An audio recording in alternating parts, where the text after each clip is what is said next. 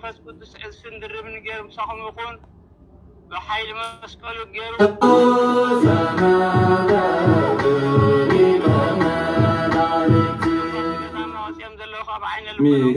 እስን ድርብን ገር ምሳና ከም ዝቆሙ ግበሮም አማና ይምለስ መዲና ዓለም አቆይ ሰላም ኩሉ ይባልና አይለኩም ካሰሉት እንደኩረኒ ብሩክሸት ብረሳበልና ተፋተይኒ አፈታተይኒ ፋት ብጣዕሚ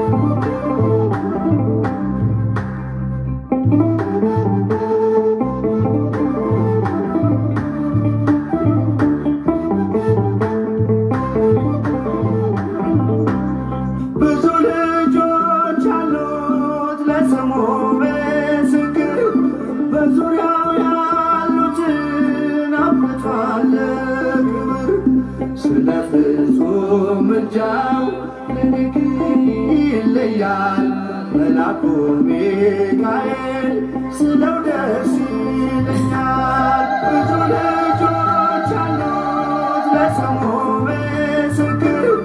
በዙሪያው ያሉትን አብቅቷል ክብር ስለ ፍጹም ምልጃው ይለያል። መላኩ ሚካኤል ስለው ደስ ይለኛል።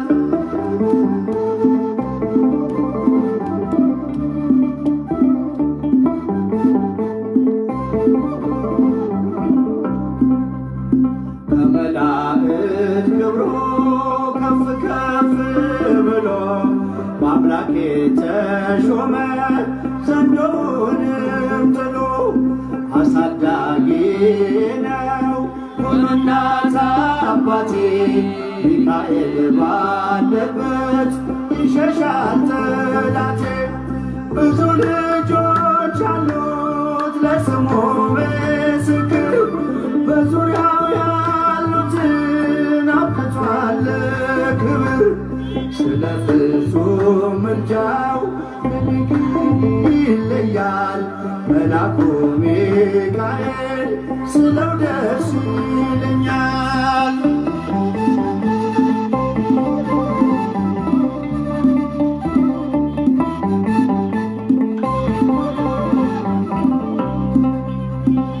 ከሚታየው ሁሉ ልቤ ከሚፈራው ካላየሁት ነገር ጠላት ከሰወረው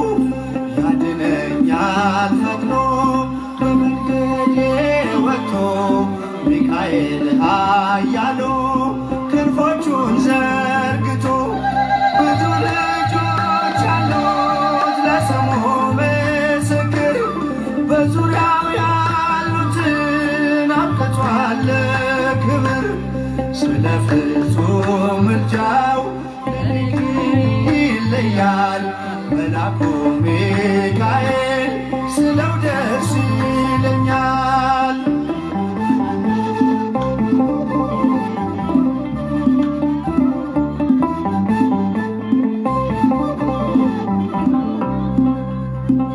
በባህራን ታሪክ በነ ተላፊኖስ ባፎምያ መትረፍ በነ ዱራታዎስ በነቢዩ ዳንኤል መች ፈጸመና የሚካኤል ሥራ ይቀጥላል ገና። ብዙ ልጆች አሉት ለስሙ ምስክር፣ በዙሪያው ያሉትን አብቅቷል ክብር። ስለ ፍጹም ምልጃው ይለያል መልአኩ ሚካኤል፣ ስለው ደስ ይለኛል።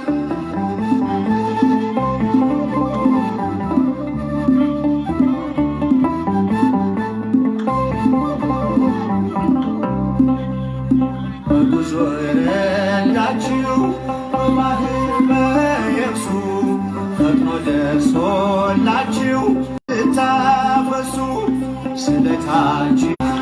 ለዝማሬ በሚካኤል ምልጃ የቆማችሁ ዛሬ። ብዙ ልጆች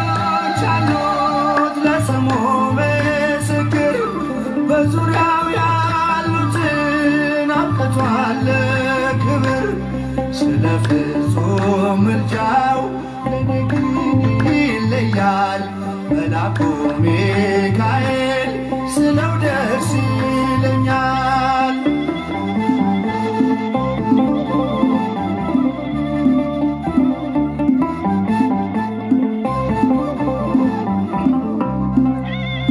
ክብር ለሚገባው ክብርን እንሰጣለን፣ ንጉሥ ለወደደው እንሰግድለታለን። እንኳን ለሚካኤል ለሚቆም ጌታ ፊት ክብርን እንሰጥ የለ ለምድር ሹማምንት። ብዙ ልጆች አሉት ለስሙ ምስክር፣ በዙሪያው ያሉትን አብቅቷል ክብር። ስለ ፍጹም ምልጃው ይለያል የካው ሚካኤል፣ ስለው ደስ ይለኛል። ብዙ ልጆች አሉት ለስሙ ምስክር፣ በዙሪያው ያሉትን አብቅቷል ክብር። ስለ ፍጹም ምልጃው ይለያል የካው ሚካኤል፣ ስለው ደስ ይለኛል።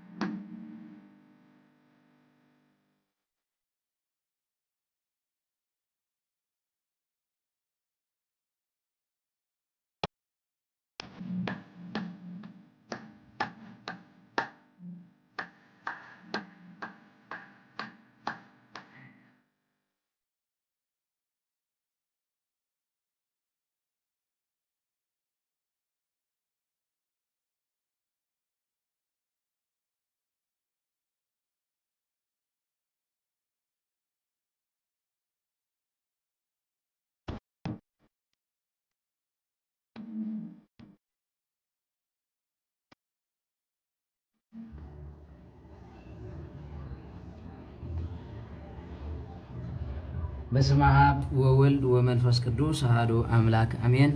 በስመ አብ ወወልድ ወመንፈስ ቅዱስ አሐዱ አምላክ አሜን። በስመ አብ ወወልድ ወመንፈስ ቅዱስ አሐዱ አምላክ አሜን። ስብሐት ለእግዚአብሔር ለዘአብጽሐነ እስከዛት ሰዓት ከመ ንስማዕ ቃለ ወንጌሉ ዘይኮነነ ለበረከት ወለንስሐ ሕይወት ንስሐ ሕይወት ንበረከት ክኾነና ቃሉ ንምስማዕ ንሆ ናብ ሰዓት እዚ ዘብፅሐና እግዚአብሔር አምላኽ አቦታትና አብርሃም ይስሐቅ ያዕቆብ ክብሪ ምስጋና አምልኾ ውዳሴ ንዘለዓለም ንዕኹኖ ሕሪትን ቅድስትን ዝኾነት አዴና ቅድስት ድንግል ማርያም ንሆ ብአማላጅነት ዓቂባ ብቃል ኪዳና ከብኪባ ነዚ ሰዓት እዚ ዘብፅሐትና ንዓውን ክብርን ምስጋና ንብፅሓ እያ። ሕርያን ቅዱሳን መላእክት ካብ መላእክት ሃለቃ ድማ ሊቀ መላእክት ቅዱስ ሚካኤል በረከቱ ረድኤቱ ይሕደረና እግዚአብሔር ብዘኽበሮ መጠን ንዕውን ክብርን ምስጋና ንብፅሓ እዮም። ብሓፈሻ ኩሎም መላእክት ነቢያት ሃዋርያ ጻድቃን ሰማይት ቅዱሳን ናይ ዝዕለት እዚ እግዚአብሔር ብዘኽበሮ መጠን ክብርን ምስጋና ንብፅሓ እዮም። በረከት ረድኤት ናይ አባ ሳሙኤል ናይ ቅዱስ ሩፋኤል ከምኡ ድማ ናይ አቡነ ዘርአብሩክ ናይ ቅድስቲ ድምያና ምስ ኩላትና ህዝበ ክርስቲያን ይኹን።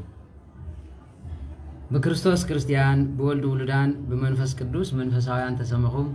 ስድራ ቤት እግዚአብሔር አፍቀርቲ ቅድስት ድንግል ማርያም አዴና ኣብ መሰረት ነቢያት ሃዋርያት ተሃነጽኩም ደቂ ዓዶም ንቅዱሳን ኣቦታተይ ኣዒንቲ እግዚአብሔር ካህናት ከምኡ ድማ ላይካነ ምስጢር ኣሕዋተይ ዲያቆናት ብኣርብዓ ብሰማንያ ውሉድነት እግዚአብሔር ተቐቢልኩም ተስፋ መንግስተ ሰማያት ጽቡቕ ብምሉእኹም ህዝበ ክርስቲያን ዝዓበኹም ኣቦታት ዝነኣስኩም ኣሕዋት ፍጹም ሰላም እግዚአብሔር ኣምላኽ ምስ ኩላትኩም ይኹን።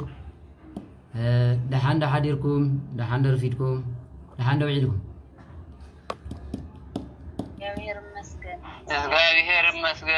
እግዚአብሔር ይመስገን ሓንዶ ኢልካ ክብር ወዳይ አሜን አሜን። ሕራይ እግዚአብሔር አምላኽና በቲ ኃጢአት ለመደልሳና ንዕኡ ክነመስግን በሰዓት እዚ ስለ ዝፈቀደልና ንዕኡ ክብርን ምስጋናን ይኹኖ። ኣብ ዘለኹሞ ድማ በረኸትን ፍቅርን ሰላምን ንብነይልኩም ማለት ሕራይ ሎማዓንቲ ድማ እግዚአብሔር አምላኽ ፈቂድልና ተራኺብና ኣለና ትማሊ ምኽሪ መርዓት ወይ ድማ ካብ ወለዳ ይኹን ካብ ቤተ ክርስቲያን ይኹን ትረኽቦ እንደገና ድማ ዘጋጠማ ሽግር ንድሕፅነት ማለት እዩ። ንድሕፅነት ወይ ድማ ኣብ ምልሰት ዘላ በዓልቲ ሓዳር እንታይ ከም ዝመስል ወይ ድማ ክትምከሮ ዝግባእ ዝብል ብዓይኒ ቤተ ክርስቲያንናን ብዓይኒ ባህልናን ባህልና ቤተ ክርስቲያን ወፃኢ ኣይኮነን ግን ርኢና ነርና ማለት እዩ። ሎማዓንቲ ድማ ትዝተረፈ መላሊእና እንደገና ናብ ህፃን ናብ ምውላድ ንኸደሉ ስለ ዝኾነ ናይ ሳራ ናይ አብርሃምን ናይ ይስሐቅን ናይ ያዕቆብን ስጋብ ሰለስቲኦም ታሪክ ርኢና ነርና ሓቂ ዶ ትዝክሩ ዶ? አብርሃም እግዚአብሔር አምላኽ ዘፍቅር ቅዱስ ነበረ ንሆ ስለ ሳራ ኢሉ ንሆ ንኻልእ ደቂ ኣንስትዮ ኣይጠመተን ንሳራ ክሕጉስ ኢሉ ግን ኩሉ ገብር ነይሩ ኢልና ማለት እዩ። ስለዚ ንስኻ በጃኻ ውለድ ንዓይ እውን ንሆ ደንጊፁ ተሃበኒ ዝብል ኣረኣያ ስለ ዝነበራ ድማ ብኡ ትሕጎስ መሲልዎ ወለደ ይብል ማለት እዩ። ስለዚ ሳራ ድማ ብዙሓት ሃብታማትን ነገስታትን ክፅውዕዋ ከለውካ ንሓዳራን ንቃል ኪዳናን ኣኽቢራ ከመይ ኢላ ከም ዝኸደት ርኢና ነርና ማለት ስለዚ ሰብ ሓዳር ልዕሊ ዝኾነ ነገር እግዚአብሔር አምላኽ ዝሃበካ በዓል ቤትካ ወይ ድማ መፃምድኻ ንሱ ክሳብ ዝኾነ ከመይ ጌርካ ክተኽብሮ ከም ትኽእል ተማሂርና ነርና። ምኽሪ ሓማት ወይ ድማ ምኽሪ ወላዲት ድሕሪ ዕፁነት ዝብል ድማ ርኢና ነርና ማለት ስለዚ ዝተፈላለየ ሽግር እንድሕር ሃልይዋ ነዲኣ ትነግር እሞ ኣዲኣ ድማ ወይ ንሓማታ ኸይዳ ትዛረብ ወይ ድማ ንዓ ዝግባኣ ወይ ድማ ናብ ኣባት ነብሳ ኸይዳ ከይትረፈት ትነግር። ስለዚ ኣብዚ ግን ክንጥንቀቆ ዝግበአና ነገር እንታይ ማለት እዩ? ንኣብነት ከምዚ እጂ ዝበልናዮ ስንፈተ ወሲብ ኣብ ዘጋጥመሉ ግዜ ኣዴታትና ከም ዘጋጢምዋ ምስ ተባሃላ እሞ ብዘይ ውላድ ብዘይ ዘመደድ ክትነብር ኮንኪ ስለዚ ምግዳፍ እዩ ዝብሉ ኣለው። ገለገለ ሰባት ድማ እዞም ሰራማት ስድራ ከምዚ ገይሮም ምልክ ይኾኑ ይብል ሓቂ ዶ ከምኡ እንዲ ዝበሃል ሓቂ ንኣብነት እንድሕር ናይ ስራይ ፈተና ኣጋጢምዋ ማለት እዩ ሰይጣን ከምዚ ገይርዋ ዲና ንብል እዞም ሰራማት ገዛ እዮም ከም ገይሮማ ዝኾኑ ኢና ንብል እንታይ ዝበሃል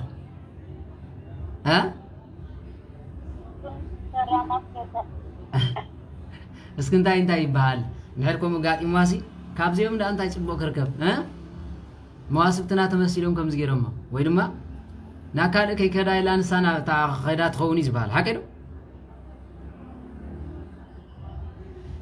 قاليهم قدسات سدراغن تايم زبل مالت اي صلا سناي ادتا قديمهم زنغزا سنايم دصليو موسبهم ددا خمزي اخوين يزبل حكيدو سلازي نحنا دما ابزي كلاتنا خنردو اسغبا ነገር እንታሃሊ እንታይ ማለት እዩ ሓደ በዓል ስራይ ናባኻን ሕርድ አሰሪዶ ወነት ሰይጣን አነ ንስኹምን እምነት እንታሃሊና እንኳን እንደገዛ ነፍስና ዘለሲ ስድራና ከነድሕን ከም ንኽእል መጽሐፍ ቅዱስ ይዛረብ ማለት እዩ ክንድፍረ አድር ትኸውን እምነት እንተልያትኩም ንዝጎቦ ጋዓዝ ተበልኩም ሞይ ጋዓዝ ዝበልኩም ኩሉ ይኾነልኩም ነዚ ሳግላ ከይተበርቆም ምልቲ ተተኸልተበልኩም ድማ ይተኸል ይትከሊብ ስለዚህ زحاتتنا እምነቱን ክንድፍረ አድር ኢሉ ገርመኩም ክንድፍረ ዕፉን ወይ ድማ ክንድፍረ ጋባ ፍረ ዓየ ፍረር ለሚን ፍረር አራንሺ ወዘተ ይተባላ ነው ወይ ድማ ካዝሜር ካብ ሓሊፉ ድማ መን ይዛዓብ ማለት ካፍረታ ወይ ማንጉስ ካዝሜር ድሕሪኡ መን ይዛዓብ ፓፓያ ክንድፍረ ፓፓያ ትኸውን እምነት ተለወኩም ተዝባሃል ነይሩ ወይ ክንድ ኩዕሰ ትኸውን ኩዕሰ እግሪ ማለት እንታይ እንበልናይ ስለዚህ በዚህ ነገር እዚ አብ ህብረተሰብና ብዙ ፈተና አጋጥሞ ስለዚህ ሎሚ ክንድር ከለና ነት እምነት ትርጓሜ ወንጌል እንታይ ማለት እዩ ንዝብል ትርጓሜ ወንጌል ደቀታን ንገና ንጽህናን ተጨፍለካዩን ጻዕዳ ያጸንሕ ወላ ደቂቅ እምነት አለኩም ካ እንታይ ይብል ማለት ወላ ሐጣም ኩኑ ወላ በሐጢያት ዘወደቅኩም ኩኑ አብ እምነትኩም አይወላ ወሉ ማለት ስጋት ዝደቀቀ እንሪዮ አድሪ በብዙሕ ይምሰል አድሪ ባህሪው አባቃቁሉ ንምንታይ መድሃኒት ይኸውን ኩሉ ግዜ እንፈልጠይና ማለት ስለዚህ አድር መድሃኒት ይኸውን ዲኸውን ዓድና አድርን ምንታይ ናን ተቀመሉ አድር ከተፈጠረ ሰላም አዋዘ አዋዘ ካለኸ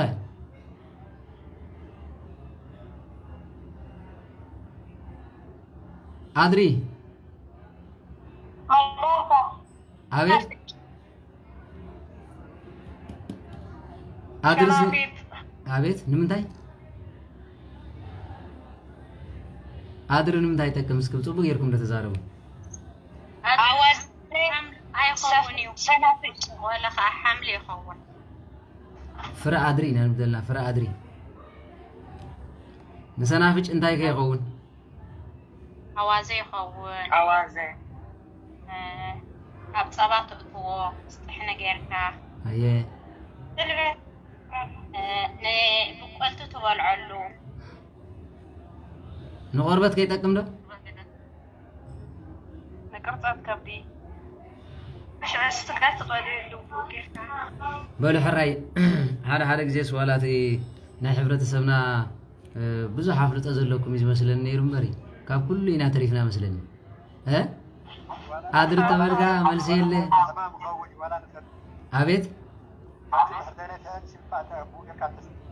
ሕራይ በሉን ኩላትና መታን ክስታይ ኮነና ትምርቱ ኮነና ፍራ አድሪ እንድሕር ደቂስካ አጥራሕ ከብድኻ ማይ ድጋም ጌርካ ወይ መዓር ጌርካ በሊዕካዮ ብፍጹም አከብድኻ ዘሎ ሓስኻ መስኻ ኩፋ ይብልኒ ብተፈጥሮ ማለት ፍራ አድሪ አዝዩ ብሉጽ መድሃኒት እዩ ስለዚህ እንታይ ይመስለኩም እቲ ሕብረተሰብናትና አምላኽ ሰብ እዩ አምላኽ ጣዖት ባህል ከማናት መሰለ ትውልዲ ተሓደ ዶክተር ተይልዎ ጎይ ኸይዱ ካብታ አምላኽ ዝበሎ እንዳዕሊ ዝጎይ ማለት ሓደ መንፈሳውን ተይልዎ ግን ሙሉ ሓንቲ ዝርድኦ ነገር ኣይኮነን ስለዚህ ዝፀውም ሰብ ኣብ ቤተ ክርስቲያንና ኮ ዝፀውም ሰብ ዓተር ይዝበልዕ ወይ ስገም ይዝበልዕ ሓቂዶ ቅጫ ዳጉሻ መቸም ብላ ኣይትብሎን ኢኻ ደሪቑ ክነብር ስለዚህ ብመሰረት እንታይ እዩ ሓደ ፕሮቲን ዝበሃል ወይ ድማ ከምቲ ብዓለማዊ ትፈልጥዎ ፕሮቲን ዝበሃል እዩ ዘለዎ ንኣካላትካ ድማ ኣይድርቕን እዩ ማለት እዩ ስገሙን ነቲ ዝበልዓካየ ነገር ኣብ ኣካልካ ዘሎ ኣየባላሽውን ከስዕኻ ኣይሕምምን እንዳም ካብ ዝገርመኩም ጋስትራይት ዝሓመም ሰብኮ ስገም ይክበልዕ ዘለዎ ጥራሕ ከብዱ ኩሉ ግዜ ስገም ክበልዕ ይግባኦ ከምዚ ሎጎ ዝብል ክበልዕ ኣይግባኦን ጋስትራይት ዘለዎ ሰብ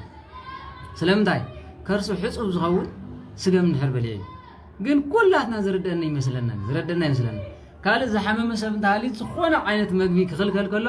ኣብ ዓድና ዘይትኽልከል መግብላ ማለት ንሕሙም እንታይ ይመስለኩም ዝኾነ ዓይነት ሕሙም ክበልዓ ዝኽእል መግብላ ማለት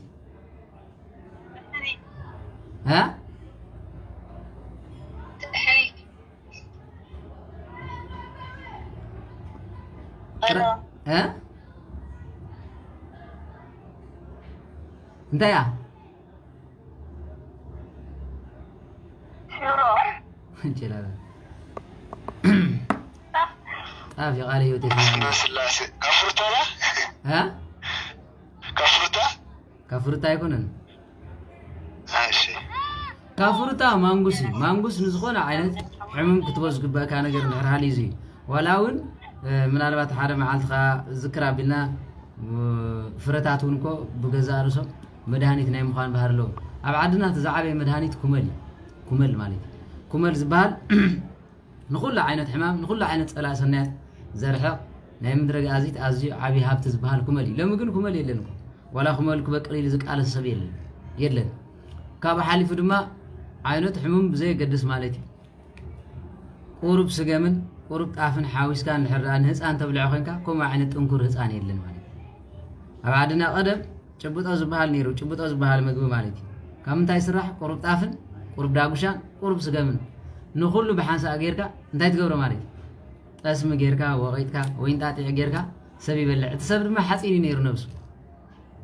ሎሚ ኬክ ይበልዕ ኬክ ዝኾነ ትውልዲ ማለት እዩ ማይ ክሃርም ከሎ በጥረቕረቕ ይብል ፖለቲካ ክመፅእ ከሎ ዓቕሚ ዘይብሉ ይኸውን ተመልከቱ ማለት እዩ ስለዚ በዚ ኩሉ ነገር ክንገብር ዘይምኽኣልና እንታይ ይመስለኩም ኣብ ዓድና ዘሎ መድሃኒት ምዃኑ እቲ ምግቢ ዘይርዳእ ሰብ ኣሎ ማለት እዩ ኩሉ ሓሊፉ እኮ ኣብ ደገ ዘለዉ ህፃናት ጣይታ ይንበልዕን ዝብሉ ኣለዉ መድሃኒት ኣይንበልዕን ምዃኑ እኮ ኣይርድኦምን እዩ ምሕር ዘይረዲእኩሞን ስለዚ ዋላ ብዓይኒ ሳይንስ ክትሪእዎ ከለኹም እኮ ዝበለፀ ሓፂን ዘለዎ ጣፍ እዩ ማለት እዩ ስለዚ ስገም ድማ ናብ ኩሉ ዝኣቲ ኣብ ዓድና ከዓ ተን ዝዓበየ ሃብቲ እዚአን እየን ማለት እዩ ስለዚ ነዚ ኩሉ ክንጥቀመሉ ይግባእ ካልእ ፃዕሪ ክሰምዩ ከለዉ ዳጉሻ ዝበሃል እኽሊ ማለት እዩ ዳጉሻ ኣዝዩ ብሉፅ እኽሊ ግን ኣብ ዝገርመኩም ዋላ ስሙ ክፅውዑ ከለዉ ፃዓዱ ስለ ዘይብሎም ዳጉሻ ይበቅሉን እዮም ዓዲ ፃዓዱ ኣብ መጨረሻ ክወስድዎ ክፍትንዎ ከለዉ እንታይ ልመስል ኣፍሪካን ግራስ ኢሎም እንታይ ማለት እዩ ኣፍሪካን ግራስ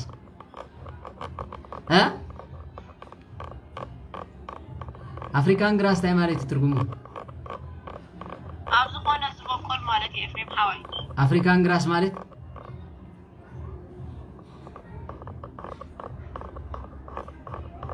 ማለት እዩ ፍራው ናይ ኣፍሪካ ማለት እዩ ስለዚ ነቲ ስም ከቃልሎ መታንቲ ሰብ ከይጥቀመሉ ኣብ ዓዶም ስለዘይበቁል ዝተጠቐምሉ ሜላ እንታይ ይመስለኩም አፍሪካን ግራስ ማለት ሳዕሪ አፍሪካ ማለት እዩ በሓፈሻ ግን አባና ግን ክቡር ማለት ስለዚ ዳጉሻ ማዕረ ክንደይ ክቡር ከም ዝነበረ ነዚ ንሪ ማለት ስለዚ ካብ ዳጉሻ ወላ ሓንቲ ኩባያ ትኸውን ናብ ጣፍ ተተኻዮ ናብ እንተገበርካዮ ኣዝዩ ዝበለፀ ማለት ስለዚ ጣፍ ድማ ጣፍ ንባዕሉ ሓንቲ ኩባያ ትኸውን ዋላ ናብ ሕምባሻ ናብቲ እንታይ ዝበሃል ናብ ቅጫ ትሰርሖ ድሕር ዳ ጌርካ ኣዝዩ ዝበለፀ ግን ትሰብ ኣይርደኒ ማለት ሰብ ኣይርደኒ ክምቅር ከለኮ ገዓት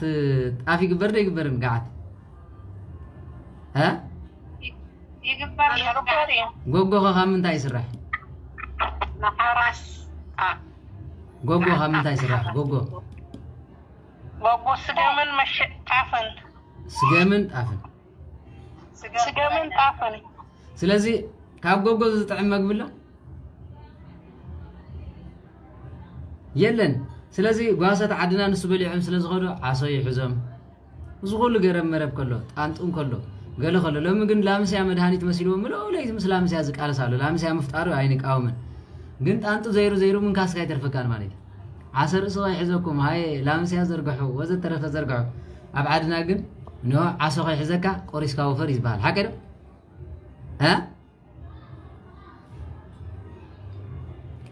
ስለዚ ነዚ ኩሉ መድሃኒት ምዃኑ ስለ ዘይርደአና እዩ ማለት እዩ ስለዚ ብሓፈሻ ክንድፍረ ኣድሪ ትኸውን እምነት እንተለያትኩም ይብል ማለት ስለዚ ኣብ ዓድና ዓሶ ከይተሓመም ድሕር ኮንካ እንታይ ዓይነት ምግቢ ብላዕ ዝበሃል ንጎ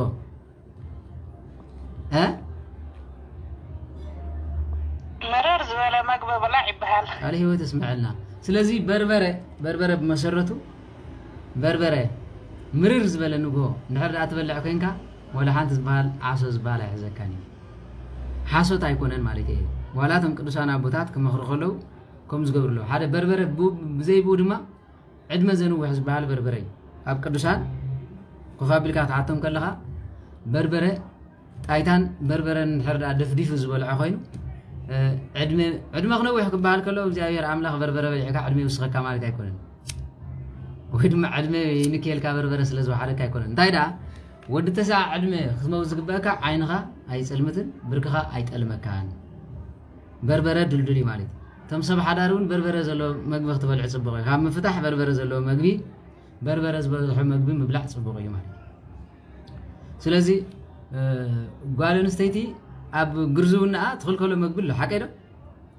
ጓል ክትኣክል ከላ ከምዚ ዓይነት ኣይትብልዒ ኢላ ኣዲኣ ትገንሓን እንታይ ዓይነት መግቢ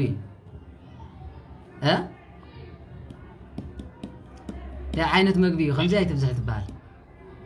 ሻሂ ቀዳምና ሻሂ ስኮር ስለምንታይ አሬ እዚ ሻለቆ መሸላ ከዓ ኣይትበልዕን ያጓል ሻለቆ መሸላ ሓደ በሉ ሻለቆ መሸላ ዓተር ከዓ ዓተር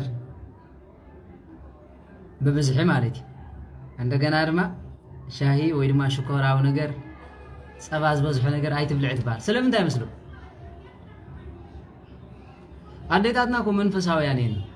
ንጓልን ሰይቲ ክትሽገሮ ዘይግባእ ነገር ኣብ ዕድሚኣ ክትበልዖ ዘይትበልዖን ከይተረፈ መጢኒ ዝወሃባ ማለት ስለምንታይ ተባሂሉ ዝምለስ ነገር አለ የለን ነዴታትኩም ሓቲትኩም መን ትፈልጥሮ መቸም ተም ኣብ ሓዳር እንዲና ንዛረብ ዘለና ሓራይ ኣብ ሓዳር እንዲና ንዛረብ ዘለና ሕብረተሰብና ድማ ክነጽንዖ ከም ዝግባአና ነግረኩም ኣለኹ ማለት ሕብረተሰብና ዝበለጹ ደጓትር ኣብ ኣፍሪካ እዮም ዘለዉ ካብ ኣፍሪካውን ኣብ ኤርትራ ኣብ ኢትዮጵያ ማለት ኣዴታትና ደጓትር እዮም ግድን ማይክሮስኮፕ ደሊኹም እንድሕር ኮይንኩም ንመድሃኒት ኣይፈልጥን እየ ማለት ቶም ዝበለጹ ደጓትር ግን ኣቦታትና ንኣዴታትና ስለዚ ኣዴታትና ንደቀን ጉርዙውና ምስ ኣኸላ ዕድሜን እንዳኣኸለ ምስ ከደ ብፍላይ ካብ ጓል 11 ዓመት ግደፍ እዚ ትብልዕ ኢላ መንጢላ ትኸልኣ ንኻልእ መቸም ስጋ ዘለዎ ጠስም ዘለዎ ይትኸልኣን እያ ነዚ ግን ስለምንታይ ትኸልኣ ያ ንኣብነት እሲ ከምዚ ሕጂ እንድሕር ክትመርዖ ዓድማ ተሓፍርቲ ክትከድ ኮይናሲ ነብሳ ፀፍ ክብል ከምዚ ዝኾነ ጥራቕ ነገር ከየጋጥማ ይመስለና ንኹምውን የዝፈል ዘይሕሰብ እዮም ተዓስብ እንድሕር ንኣብነት እዚ እንታይ ዝበሃል ምሕራም ዝበሃል ኣሎ ሓቀይ ዶ ኣብ ምሕራም እንዲ ክትብል ዘለኸ ኣብ ምሕራምስ ስጋዕ ሽንቲ ዳጉሻ እንድዩ ሓራይ ቅጫ ዳጉሻ ክንደይ ግዜ እኮ ተዛሪብና ኢና ኣብ ምሕራም ቅጫ ዳጉሻ ስለምንታይ ትበልዕ ነይራ ዝብል ኢና ኢና ቅድሚ ሕጂ ነጊረኩም ነይራ ሓቀይ ዶ ዝክርዎ ዶ ደው ዘይብሉ ቅጫ ዳጉሻ ብጠስሚ ፈትፊተን የብልዐን ስለምንታይ ጠስሚ ኣይከልኣን ካልእ ከልኪለን ግን ቅጫ ዳጉሻ ብጠስሚ ገይረን ስለምንታይ ኣብልዕና ብሓፈሻ ቅጫ ዳጉሻ እዩ ጠስሚ እውን ኣይብላዕኒ ነይሩ ቅጫ ዳጉሻ ትወሃብ ስለምንታይ እዩ ንዝብል ቅድሚ ሕጂ ነጊረኩም እየ ስርዓተ ተክሊል መጣን ክትገብር እታ ጓል ኣንስተይቲ ቅድሚ መርዓ 40 መዓልቲ ቅጫ ዳጉሻ እንዳበልዐት እያ ተቕኒ ነዚ ድማ ኣብ ጣልያን ዝመፀ እዚ ጠስሚ ወስኽሉ ገለ ወስኽሉ ተባሂሉ ጣልያን ምስ መፅኦም ፀይቖሞ እምበር ጓል ኣንስተይቲ ቅድሚ መርዓ 40 መዓልቲ እያ ሱባኤ ትኣቱ ነይራ ወዲ ተባዕታይ እውን ከምኡ ማለት እዩ ስለዚ 40 መዓልቲ ሱባኤ ክትኣቱ ከላ እንሆ ማፀና ክባረኽ ቅድስናን ሓዳራን መታን ክዕሪ ወዘተረፈ ተባሂሉ እንታይ ግበር ነይሩ ማለት እዚ ነገር እዚ እንሆ ፅፍፍቲ ኮይና ኣካላታ እውን ክገጅፍ ይኽእል ካልእ ይኽእል ቅጫ ዳጉሻ ትበልዕ ተኮይና ፅምእት እያ ትኸውን ፅፉፍ እዩ ዝኸውን ማለት እዩ ስለዚ እሱ ምሕራም ዝበሃል ናይ ፆም ምልክት እዩ ነይሩ ማለት እዩ እንሆ መርዓውቲ ቅድሚ መርዖም 40 መዓልቲ ፀይሞም ድሕሪ ድማ ተክሊል ገይሮም ይምርዐው ከም ዝነበሩ የርእየካ ማለት እዩ እቲ ሻሂ ሽኮራው ነገር ፀባ ዝበዝሖ ነገር ኣይትብልዕ ማለት ግን እንድሕራ ሽኮራው ነገር ትበልዕ ኮይንካ ኣካላትካ ኩሉ ግዜ ናብ ዝሙት ዝቃላጠፍ ማለት እዩ ስለዚ እታ ጓል ኣንስተይቲ ኣብዚ ዕድሚያ ንዝሙት ከይትዳፋፋእ ብስጋኣ ከይትወድቕ ስለዚ ንእስ ጾም ይበሃል ወይ ድማ ናይ ወላዲ ጾም ይበሃል ናይ ወላዲ ጾም ወይ ድማ እዚ ኣይትብላዕ እዚ ኣይትብል ዘይ ከይትበልዕ ደልዮም ኣይኮንኩም እንታይ ደኣ ተዳፊኣ ኣብዚ ዕድሚያ ከይትኸይድ ማለት እዩ ስለዚ ሎሚ ችኮላታ ትገዝእሎም ጓል 15 ዓመት ኮንታ ሒዛ ትኸይድ ጀላታ ሒዛ ትኸይድ ሓቂ ዶ እንዳበለት ትኸይድ ትወዲ ምስ መፀ ትብል ገለ ምስራይ ትብል ስለዚ ኩሉ ግዜ እንታይ ማለት ህይወት ኣብ ብልሽው ይኸውን ስለዚ ጓል ኣንስተይቲ عدمي أبز آخر الجزيت كتبوا عن زي كتبوا عن زجبا سدرانا صبوا يروم يمعبيونا مهناتي زي تردوا مالي سلازي السوت رايق أيكونن كرت أكلات هذا ما زبالاشوا شكراً ونقر مستبلع مالي شكراً ونقر تبلع محر كوينه أكلات أنت يزغون مالي كرت أي بالاشوا بزح مالي كفدام تقول وزي ترى فسلازغونه شات زبالة مع عند آخر لوا كرت أحلو متان كخون نزخل لجبرانيرن اسم زي كل كلاس لمنتاي تاسم جن إنه كم كرمجي تزارينا هنا نابم قعن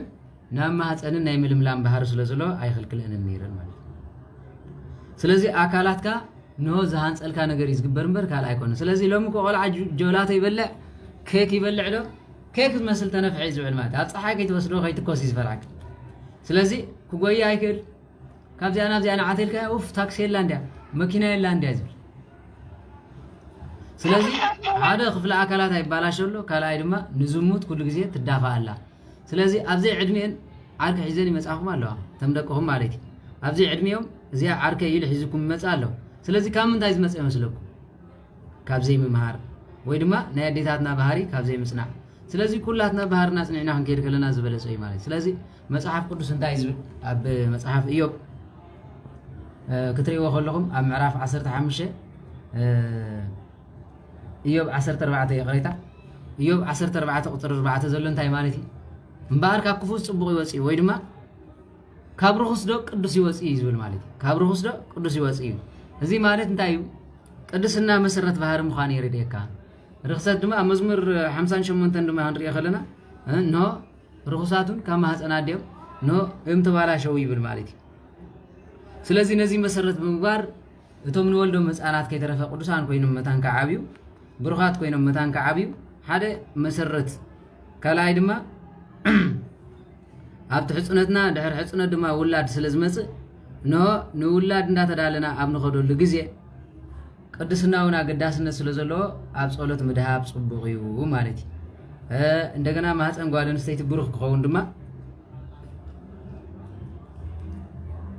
كلون እግዚአብሔር አምላክ ከነቀደም ሓደራ ክብለኩም ዝደሊ ማለት ስለዚህ በዚ ስለዝኾነ ኣማ ህፃናዶም ከለው ልክፍቲ ሒዞም ዝዓበዩ ወይ ድማ ልክፍትን ህይወቶም ዋላ ቅዱሳን እንትኾኑካ ፈተና ከም ዘጋጥሞም መጽሐፍ ቅዱስ ነገረና ማለት ስለዚህ ከም መሰረት ንሪኦ ዘለና ቅዱስ ኢዮብ ከምዚ ኢሉ ክዛረብ ከሎ ኣብ መዝሙረ ዳዊት ድማ ኩሉ ግዜ ከይጠቐስናዮ ዘይንሓልፍ መዝሙር 51 ቁጥሪ 5 ዘሎ ቃል ማለት ኖ በአበሳ ተወለድኩ አዴካ በኃጢአት ጠነሰትን ይብል بحاتيات إذا بحسابي مالك ودي قاونا ينبرد داوود كم ما هتأنا ديت حذاء أنا إنه حاتيات قبر كويد ما بحاتيات يتتأني سيستولد كيلو مالك تمال أنت إلا نيرنا زي جوجو ركاب النهر آخوينو إذا مسأنات كله دخلوا أنت يمس قبر إلا نيرنا مالك نابنت كم ناي كلب النهر غير كان سويت خاطر غيب كأوليد كا تقولع كم كلب خويد يزعبي أيردوكم من ذلمبر كم كلب يزعبي إلت مثل ترى غيب كا خمت إل ويت إندابلة تاخد كيد مالك ودو قالوا تواراشي زخي زلو هيوتنا نزي سلازغونه كابروكا بيت حيزو ود سبك تنققالو مال اداوكا خمزيان كمزي اغير كاين ايغطمانين زي انا بزخت وصيا زي انا بزيا كمزي غيرو እግዚአብሔር አምላክ ፈጥር ከለን ግን ንመጥቃ ምጫት ተተሐቃቆ ፈቀሉ አዚ እንደማንታይን ማለት كمزي اغيرن ተጸናንዕ ማንም ሰብ መጽ ፍንቀቃ خلدي በዚን መጽ ነዚ አፍንቀቃ ዝኸል ሰባሉ አለ የለን كمزي ተገርካ ይድካ كمزي ተገርካዮ مفلي رخيب له بزي أصحابون كلن وصدني خلي كم زي أجر كاتك تيم كأخص ديخل عباي زانشتن كلن تتأميرن تاي كويننا لو عملي ها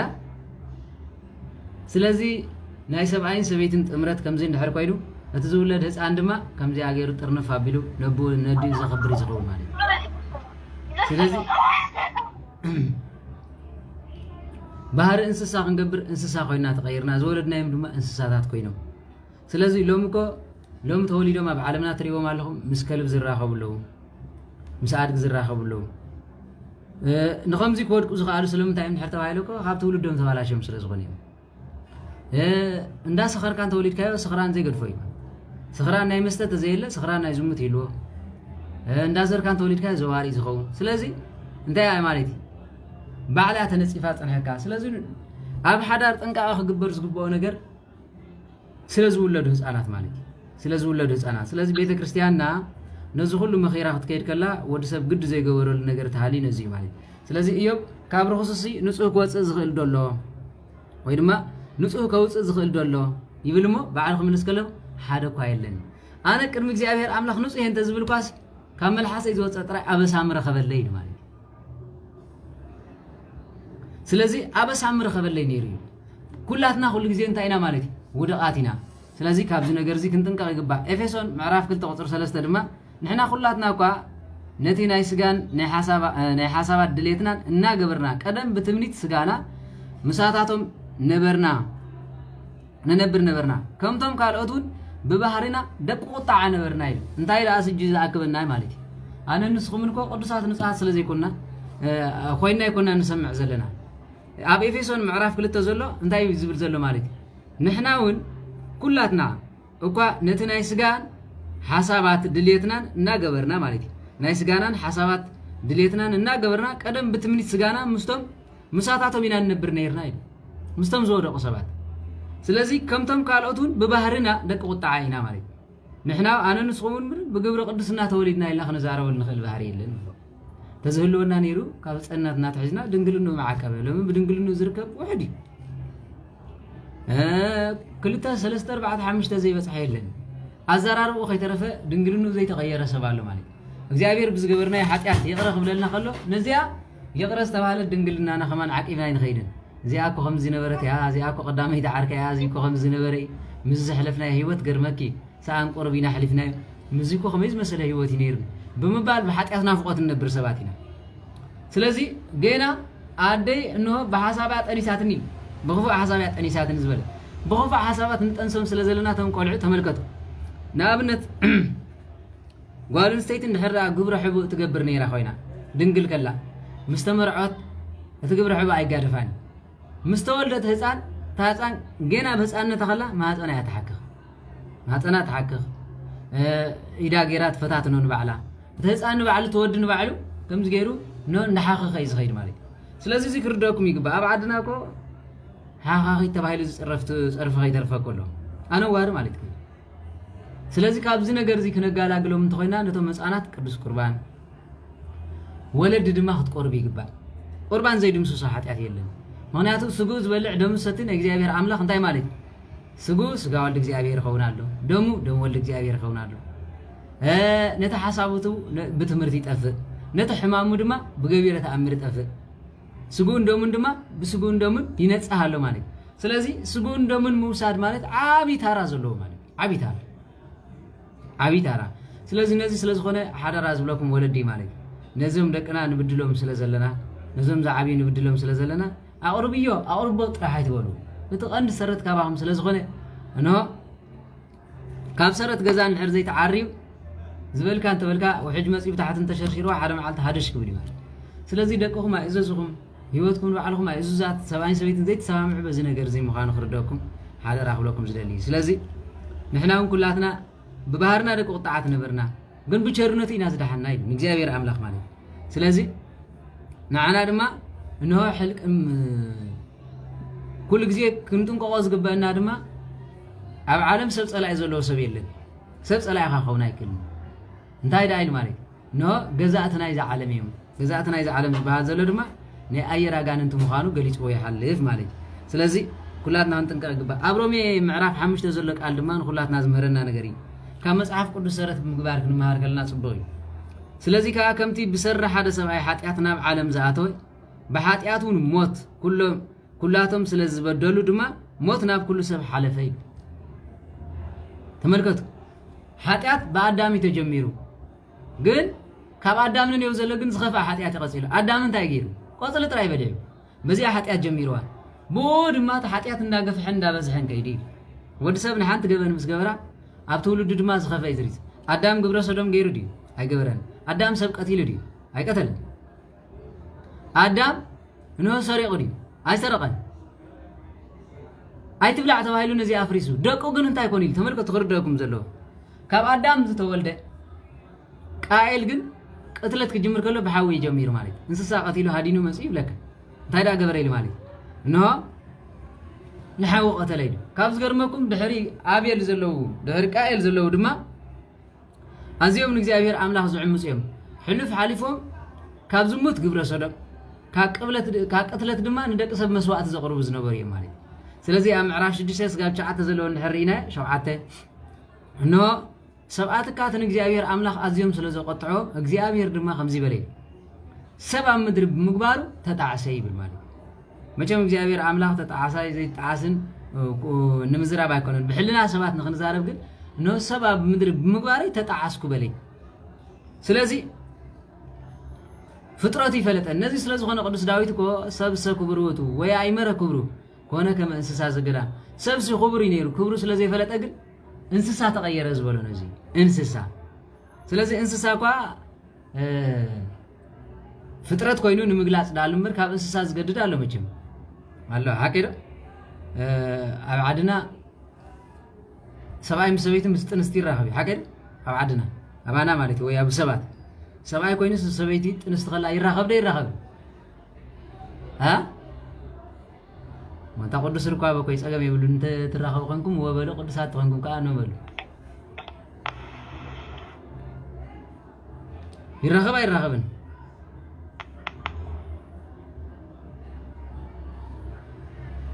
ወዲው አላይኩን ይራኸብ ኮን ይራኸብ እንስሳ መላእከላ ምስ እንስሳ ትራኸብ ወይ አድጊ ወይ በቅሊ ወይ ድማ ከልቢ ወይ ድማ መላእከላ ይራኸባ ኣይራኸበን ስለዚህ ተመልከቱ ማለት ወዲ ሰብ ብخفው ስነ ምግባሩ ካብ እንስሳ ዝንእሰሉ ግዜ ግን ክፍጠር ከሎ ሓደ ብኢድ እግዚአብሔር አምላኽ አጸቢቁ አብሊጽ ይፈጥርዎ በተሐሳስባውን ዘውርድ ዘደይብ ገይሩ ናብነት ሓደ እንስሳ ንሓንቲ አፍቂሩ ኢሉ ደድሕሪያ ኾለል ይብል ኣይብልን ሓቂዶ እንስሳ ዘርኡ ክትክ ጥራሕ ስቂሉ ንዝረኸባ ንዝግባ ግን ዝረኸባ ክብለኩም ከለኹ ኣዲ ትኹን ሓፍቱ ትኹን ጓል ጎረቤት ትኹን ይስቀላ ምኽንያት ዘርኡ መተካእታ ስለ ዝኾነ ተፈጥሮን ከም ስለ ዝኾነ ወዲ ሰብ ግን ካብኡ ዝበልጽ ገይሩ ይፈጥርዎ ሓደ ከፍቅራ ዝግቦ ኣብ ሕልኑ ክትሳፈር ዝግባ በዘራርባ ይኹን ብሕልና ይኹን በተሐሳስባ ይኹን ማለት ነዚ ምርጫ ሂቦ እንዳሃለዎ ከሎ ምርጫው ካብ እንስሳን ታሕቲ ዝንእሰሉ ግዜ ኣሎ ማለት ስለዚህ እንታይ ሓደ ግዜ ተዝክሩ ተኾንኩም ተዛሪብና ነርና ኣብ ሓደ ትምህርቲ እንዳምሃርና ከለና ዝተዛረቦ ነይሩ ማለት ኣነ ሕቶለኒ ኢሉ ሓተን ከሎ ንሱ ሕቶ ደልዩ ብልካዕ ዘይተረድኦ ኮይኑ ይኮነን ግን ሓደ ግዜ ክፍለጥ ወይ ድማ ንፍዕ ክኸውን ኢሉ ዝዛረብ ሰብ ኣሎ ማለት ወይ ድማ ነሰብሲ ረትዕዎ ክበሃል ዝዛረብ ኣሎ ኣብ ሕብረተሰብና ብፍላይ ማለት ጽቡቕ ግን ረትዕዎ ካብኡን ላዕሊ ፈሊጥ ዝበሃል መምዘን እንተሃለወ ይመርሲልካ በዳባይ ሓቲት ይኮን ኣይፈልጥን እንተይለውን ናይ ዘይፈልጦ ነገር ቀሊል ነገር እንታይ ኢለ ሓቲትኒ ስማዕ እስከ ኣይትዘሙ ኢሉ ዝፀሓፈ እግዚአብሔር አምላኽ ንእንስሳ ድዩ ወይስ ኮላይ ንሰብ ኢሉ ሓቲት ማለት ጽቡቕ ሕቶ ወላ ሕማቕ ሕቶ ሕቶ እንተሊኩም ክብሎ ከለኹሲ እዛ ኣይትዘሙ ትብል ዘላሲ ንወዲ ሰብ ዲያ ሕቶ ጥራይ ትምልከት ወይስ ንእንስሳ እዩ እንታይ መለስኩም ሉ እስኪ እንታይ መለስኩም ለሓና ኣብ ቴሌግራም ዘለኹም ማለት ኣይትዘሙ ዝብልሲ ንእንስሳ ጥራይ እግዚአብሔር አምላኽ ጽሒፍዋ ወይስ ኮላይ ንሰብ ጥራይ ዲ ወይስ ኮላይ ንእንስሳ ኢሉ ሓቲቱ እስኪ ከም ሰባት ከምዚ ኢሎም ዝሓቱ መቸም ኣይሰኣን እንታይ ኢልኩም ትምልሱ ሰብ ጥራይ ማለት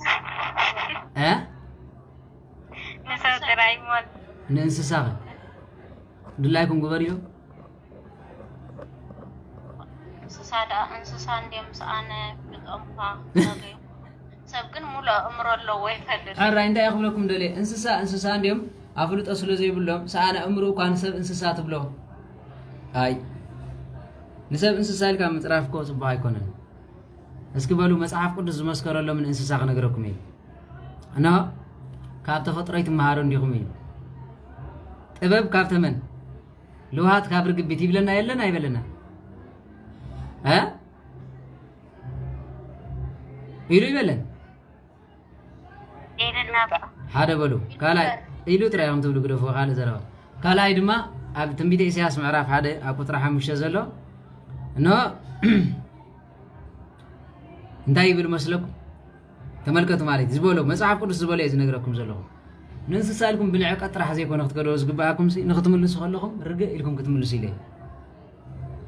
بعراي وانو فلت أدقد ما مبلعات فلت يعني إسرائيل جن أملاهم ما يفلت أنت مالك كم أدقن كم بعراي أنت نسيهم مالك حكينا سلازي بعراي فلتوا أدقد ما زجورة تغيرنا يجبرنا مصحف قدساوي كارد ما خمسي بال عواف زسل لا اللون وخارو دما غدا قد اللون يبل حكينا محدرين ود سبقن نروس زسل لا نعود صقع الله ولا حنت كايبل يبل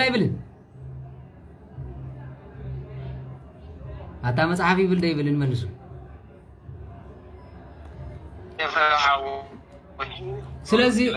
أتصاب زعات تزول حتى نزي كله تردي ويكونن جد نسو كالا والد سلاز أمزنا برسي من تايكم مخون إلى سلاز حطت كوينة تحت تمسيو سلازي نسخاتكم تايم ملسكم له نود سبسي أي تزوموا يزبلون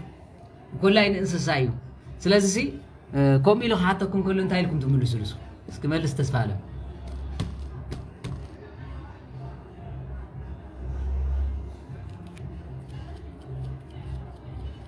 مثلا هذا أمسك أمين معلوني وا إيه ودو ما بلال تبغى غير عند عشان كذا صباح الله كتل حتى الجمل ليدي ورمان دبر علمه عشان كذا ده أنت مسمعهم ملزوج أي سمع غاين مالك هراي بقول بعافش أنا أفتح ملص قناعته مجمريا مصحف قدس نمني تصحيفه مالك مصحف قدس ندك سبات أوريدهم حاسيبهم زخريهم كلا إدما حقن سرعة المصحف قدس تصحفه نمني مالك نود سبات بزقبروي في الراديو مغنيات هياوي تستنفاس اللاتهم እግዚአብሔር አምላክ ፈጥር كله እንስሳ ይኹኑ አምድሪ ፋረይሊ ፈጥሮም ንወድ ሰብ ግን ንግበር ኢሉ ሓሲቡ መርሚሩ በኢዱ አቆምጥዑ ብስትንፋስ እፊሉ ንሰብ ድማ ህያው ስትንፋስ ዘለዎ ፍጡር ኮነ ኢሉ ስለዚህ ስለዝኾነ እንታይ ይብል ማለት ንእንስሳ ናቶም ሕግ ሰሪዕሎም እግዚአብሔር ግን መጽሐፍ ቅዱስ አይገበረሎም ንሰም ከመይለም ክኸዱ ከም ዝግበው ንሰም ጥራይ ዝፈልጥ ካብ ጸላዮም ይሃድሙ ገላ ዓዳድ ግዜ እኮ እንስሳሲ ምንም ልብ የብሎም ዝብላለ ስለዚህ ሓደ ወታደር ክመሃር ከሎ አካይዳ ህባይ ዝባሃል ኣሎ አካይዳ ህባይ አካይዳ ካንጋሮ ዝባሃል ኣሎ አካይዳ ተመን ዝባሃል ኣሎ ሓቀደ ውትድርና ትመሃር ካብ እንስሳ ኢኻ ትመሃር ማለት እዩ ስለምንታይ አእምሮ ስለዘሎ ንብዙሓት እንስሳት ሪኻ ዑፍ ግን ካብ ነብሪ ትመሃር ዲያ ካብ ነብሪ ትመሃር ወላ ትመሃር ኣይትመሃር ምክንያቱ እንስሳ በሪራ ትኸደሉ ስለዘለዋ ነብሪ ክመፃ በሪራ እያ ትኸይድ ነብሪ ድማ ንዕዋፍ ንእንስሳታት ከመይ ገይሩ ከም ዘፅምደን ይፈልጥ እዩ ንኢራብ ከመይ ገይሩ የፅምዳ ናበይ ገፃ ከም ትሃድም ይፈልጥ እዩ መቸም ሓደ ግዜ አንበሳ ኣሎ ንኣብነት ንዲያብሎስ በንበሳ መሲሉ ክዛረብ ከሎ ኖ ዝውሕጦ ሲሉ ከም ዝጓዝማ አንበሳ ይብሎ ማለት እዩ ንዲያብሎስ ሓንቲ ኢራብ ክትሃድም ከላ ንፀላይኣ ብክልተ ነገር እያ ማለት እዩ ሓደ ብድምፂ ካልኣይ ብሽታ እቲ ሳልሳይ ግን ብዓይናት ርእ ብዓይናት ርእ እንተሃልያ ናብዚ ገፅ ተሃልዩ ናብዚኣ ትሃድም ማለት እዩ ሽታ ናይቲ እንስሳ ናይ ፀላይኣ ድማ ኣብ ኣፍንጫ ዝተዋሃባ ፀጋ ኣለዋ በፍንጮም ትፈልዮም ማለት እዩ ሳልሳይ ድማ እዝና ካብ ነዊሕ ይስምዕ ጣሕሸም እንተኢላ እዝና ኩር እያ ተብላ ማለት እዩ ሽታ ድማ ከምዚ ትብል ማለት እዩ ሽዑ አንበሳ ድማ ብሽታ ከም ትሃድም ይፈልጥ እዩ ምክንያቱ እንታይ ገይሮም ከም ዝተሃዳድኑ እግዚአብሔር ፈጢርዎ ነታ ነብሪ ነታ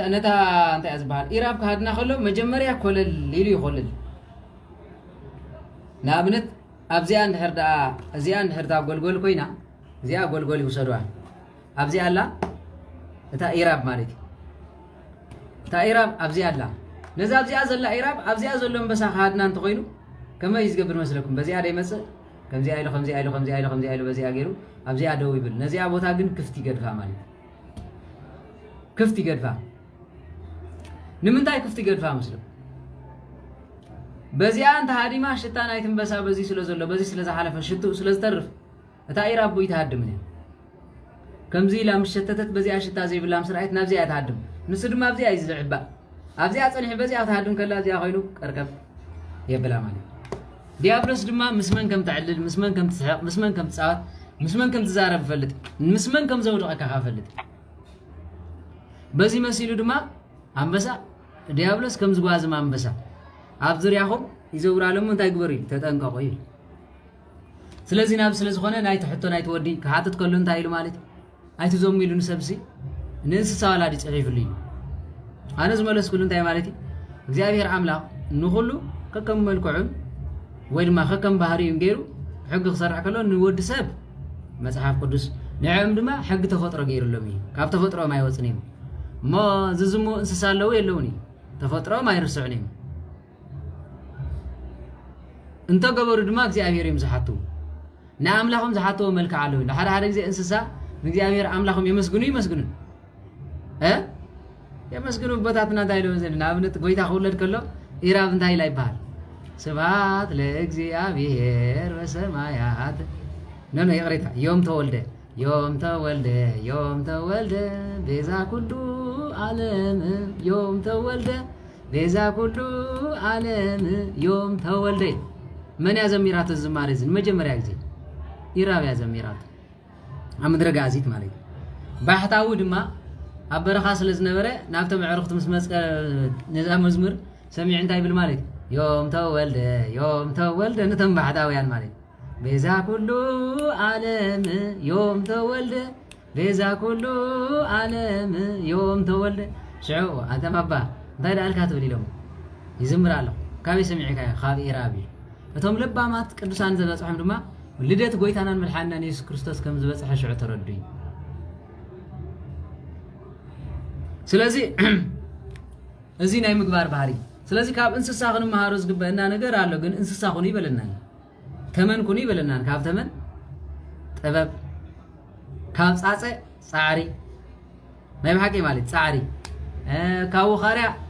ኣኳዓዕታ ጉድጓድ ካብ አንጨዋ ኣኳዓዕታ ጉድጓድ አንጨዋ ቀጣፊት ስለ ዝኾነት ንጸላ ኢና ሓቂሉ አንጨዋ ገዛ ክትሰርሕ ከላ ምይራ ሰብ ንቁልቁል ዲያ ትሰርሖ ወይስ ንዓቀበት ንቁልቁል ፍሒራ ንዓቀበት ያ ትሰርሕ ጉድጓድ አንጨዋ ኸዒትኩም ዶ ትፈልጡ ንቁልቁል ኸዒታ ንላዕሊ ተኸእታ ኣዕምል ስለምንታይ ማይ ስለዝኣትዋ ከረፈይተዋ ስለዚ ተመልከቱ ማለት አንጨዋ ኳሲ መቑዓትያ ክትገብሮ ከላ እንታይ ትገብሮ መስለኩም ንቁልቁል ምፍሕር ተብሎ ድሕሪኡ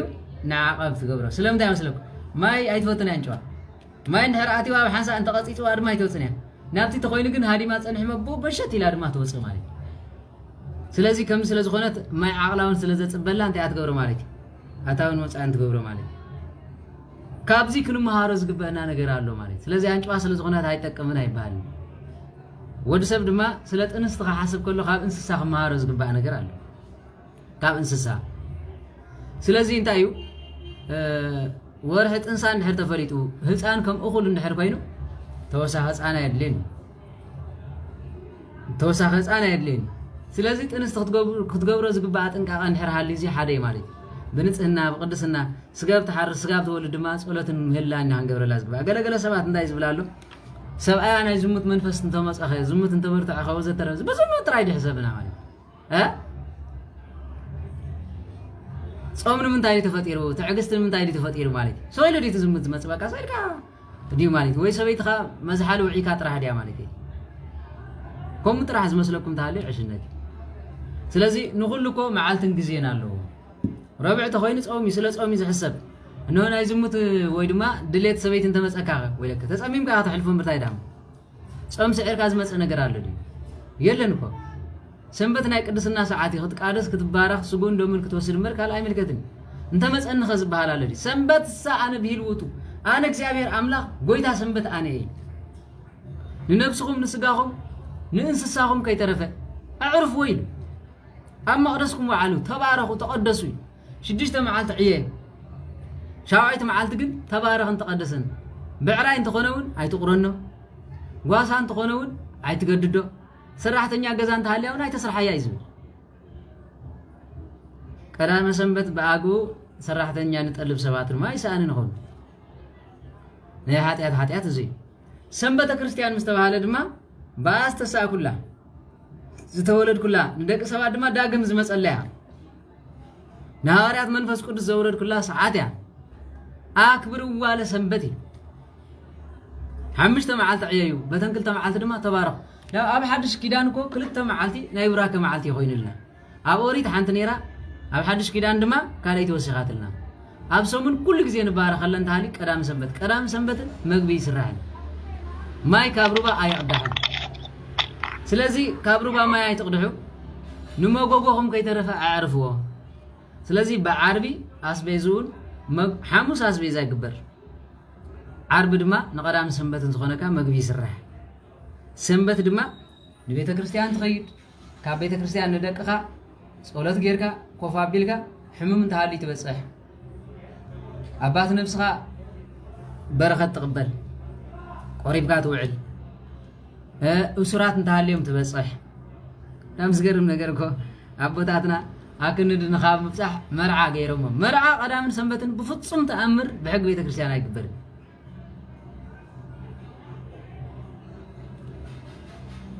سلازي ساني أبعدنا سوني سولوس حمسي يكبرني لو مجن أبوتاتنا بعابي باباساتن نودما كانت سلازي أبوهم حق سرعات نجابير سلا تفرسو تايت أجمالو نداولكم نتهز بحاتيات سلا زلمركم حدا جوا مسيخ زارب كله ويدما حق بيت كريستيان كزارب كله منفلت إلوي نحنا دينا أبوتا نحنا دينا زو نوجزوكم ويسنس زبل سوال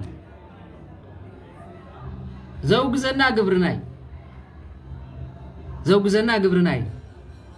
كان دما تزاربون نسمع كلنا تم نعمنا أنتوني استعملوا وجزاتهم أتيهم دما نتم هجزلوا سينودس استعملوا تخونكم وجزاتهم زبلالو نزيق رفوزين هزب زملكة يكونن قداي أبنا أنتوني سيخون قداي أب سينودس نليك أم تتراي زملكة ولا نتم كانت أبتي خستاي زلهم نعم زملكة يكونن نسينودس نعم زملكة حقي أنا نبي حكي أخردوكم زلوا مالك إذا بسينودس أصدقنا ياينا نحنا جيجا رخيبنا إن أنتيلا بعرفنا سمعنا ينقر يلين هزب ما يقولون دمال ملس هاوي زبال سقام مش أرشاحات كاتع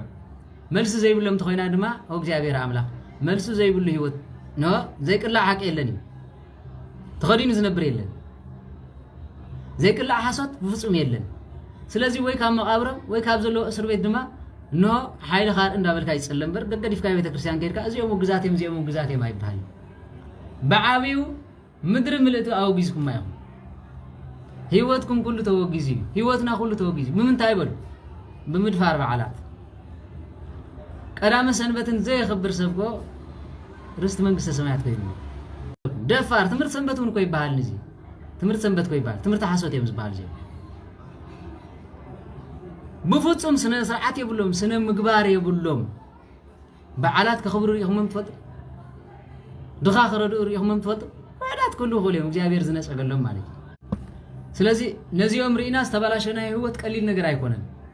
بتخكل عبد مرت سنبت كوينهم حقن سرعات فليتهم قتيلهم صغير سوالو جيم جابير أملاخ يبارك لهم يقدس لهم هيوتهم يعري لهم أكبر سنبته قداميتي كاب عصرت تأزاز انتهت بالمالك سنبت أخبر حكيرو سنابتي يزبل ورق سنابت تخبرو قال سنابتي أبوتاتنا خانات سنابتي أي تخبرون زلهم نسب ترايهم مركم زي توجزة أبنا أنتونس كم زي تقولون نبعلهم بسماين بمدرن زخون نسرح تصرحهم زلهم كرداكم يقبع ربع انت وعلو قدس ميكائيل قدم سحبه نسولس انت وعلو نقدام سحبه نبرنا أوينا نخبره أب سمايات جن كلام تقدم تي ربع معالت تخايلو تحق تفسيمه أب سمايات تابوت عليهم قدسان ملايكت بعلم يخبر اللمي ما بيتاجن قدس ترنقل ماريا لما عنده قدس ميكائيل قدت عصر تغلتك قداسي أب سمايات تخايلي ميكائيل سولس سلزو عليه نون قدام سحابو إلى متغيرهم مجن اتهزبي عفلت أصل زي ولت برخة تسكيم ويز غير انت ما بتاعتنا قلت راح يدكم يوم تملس نيم سلايت الزاربو صبق أيقونن نمسكلكم فرحو بعابي دما سب فتونا لكم أي تزاربو سب فتونا لكم صراحة بيت كريستيان أي تجسرتو أجزاء أملا سماين مدرن فترة عهم كحتىكم كله صباح عقدنيو انتي كتملسوا يوم دام مصحف قدس كم زيزبل لما تملكت سب نقول عالم 40 نفسه بعد تترفع انتي ترجمالو أنا زغل سبيخة كلكم صديقكم أنا حتى أترككم ويدما سنة مقبار زي بلين بيني تترفكم انتي ترجمالو صلاتكم يردل سلازي نقول لاتنا بوجز هوتنا النبر مالك حدار زقبر قدام سنبتن هير كبل قويلا يحضر له قدام سنبتن قدوسان ملائكت سغا ولد እግዚአብሔር ክፍተት ለይትን ቀትርን ነው ዕጣንም ሒዞም ዝሓድሩ ዳምበር ጎይላን ጾታን ዝራየል ይኮነን አይኸውንን ያ ስለዚህ ከምዝ ምግባርና አቤት ቃል ኪዳን ሩሕስ ጋማ አቦታት መነኮሳት ጳጳሳት ከይተረፈው የሚሳተፉ ማለት አገብ ዝብል አይራና ንገብረ ዘለና ፌክ ወርልድ ወይ ድማ ናይ መንግስት አምላኽ ዘውር ስራሕ አይኮነን ንመመናን ግን ሳና ፍልጦም ስለዝኾነ ነዚ ነገር እዚ ሶኒ ክንመርዖ እንደሊና ተልኩም መሙን ሶኒ ዘመርዖኩም አይትረኽቡ መቅዳሴ ሽዑይ ንቅድስን ስለዝኾና ዝብል ማለት መመናን ድማ ገይጋና እዚ ሓደ ንኻናት አቦታትና ሙቃስ አይለመድና አቦታትና ንስኹም ሕግን ስርዓትን ቤተ ክርስቲያን እንዳፈለጥኩም ሰንበት አኽብር ይብል አባት ነብሰይ ንስኹም ታንኩም ዘይተኽብሩ መእመናን ካ ሓደ ነገር ተኸሰስዎ ኩላትና ንኸሰሰ ነገር ካለ ንስኹም መእመናን ካ ቀዳምን ሰንበትን ከም ዘይክበር ተነጊርኩም ኣለኹም ንትኻን ቀዳምን ሰንበትን ቀድሰልና ክትብሎ እንድሕር ኮይንኩም ሶኒ ድማ ቃል ኪዳን ግበረልና ክትብሎ እንትኾንኩም ዕሽርኩም ክትውፅኡ ይግባእ ትውልድ ዓመፃ ኩሉ ክርድአና ይግባእ ኣነ ንስኹምን ትውልድ ዓመፃ አይነ ናይ ሎሚ ኻህን ትውልድ ዓመፃ ይኸውን ኣሎ ናይ ሎሚ ዲያቆን ትውልድ ዓመፃ ይኸውን ኣሎ ናይ ሎሚ ምእመናን ዳብል ዓመፃ ንኸውን ኣለና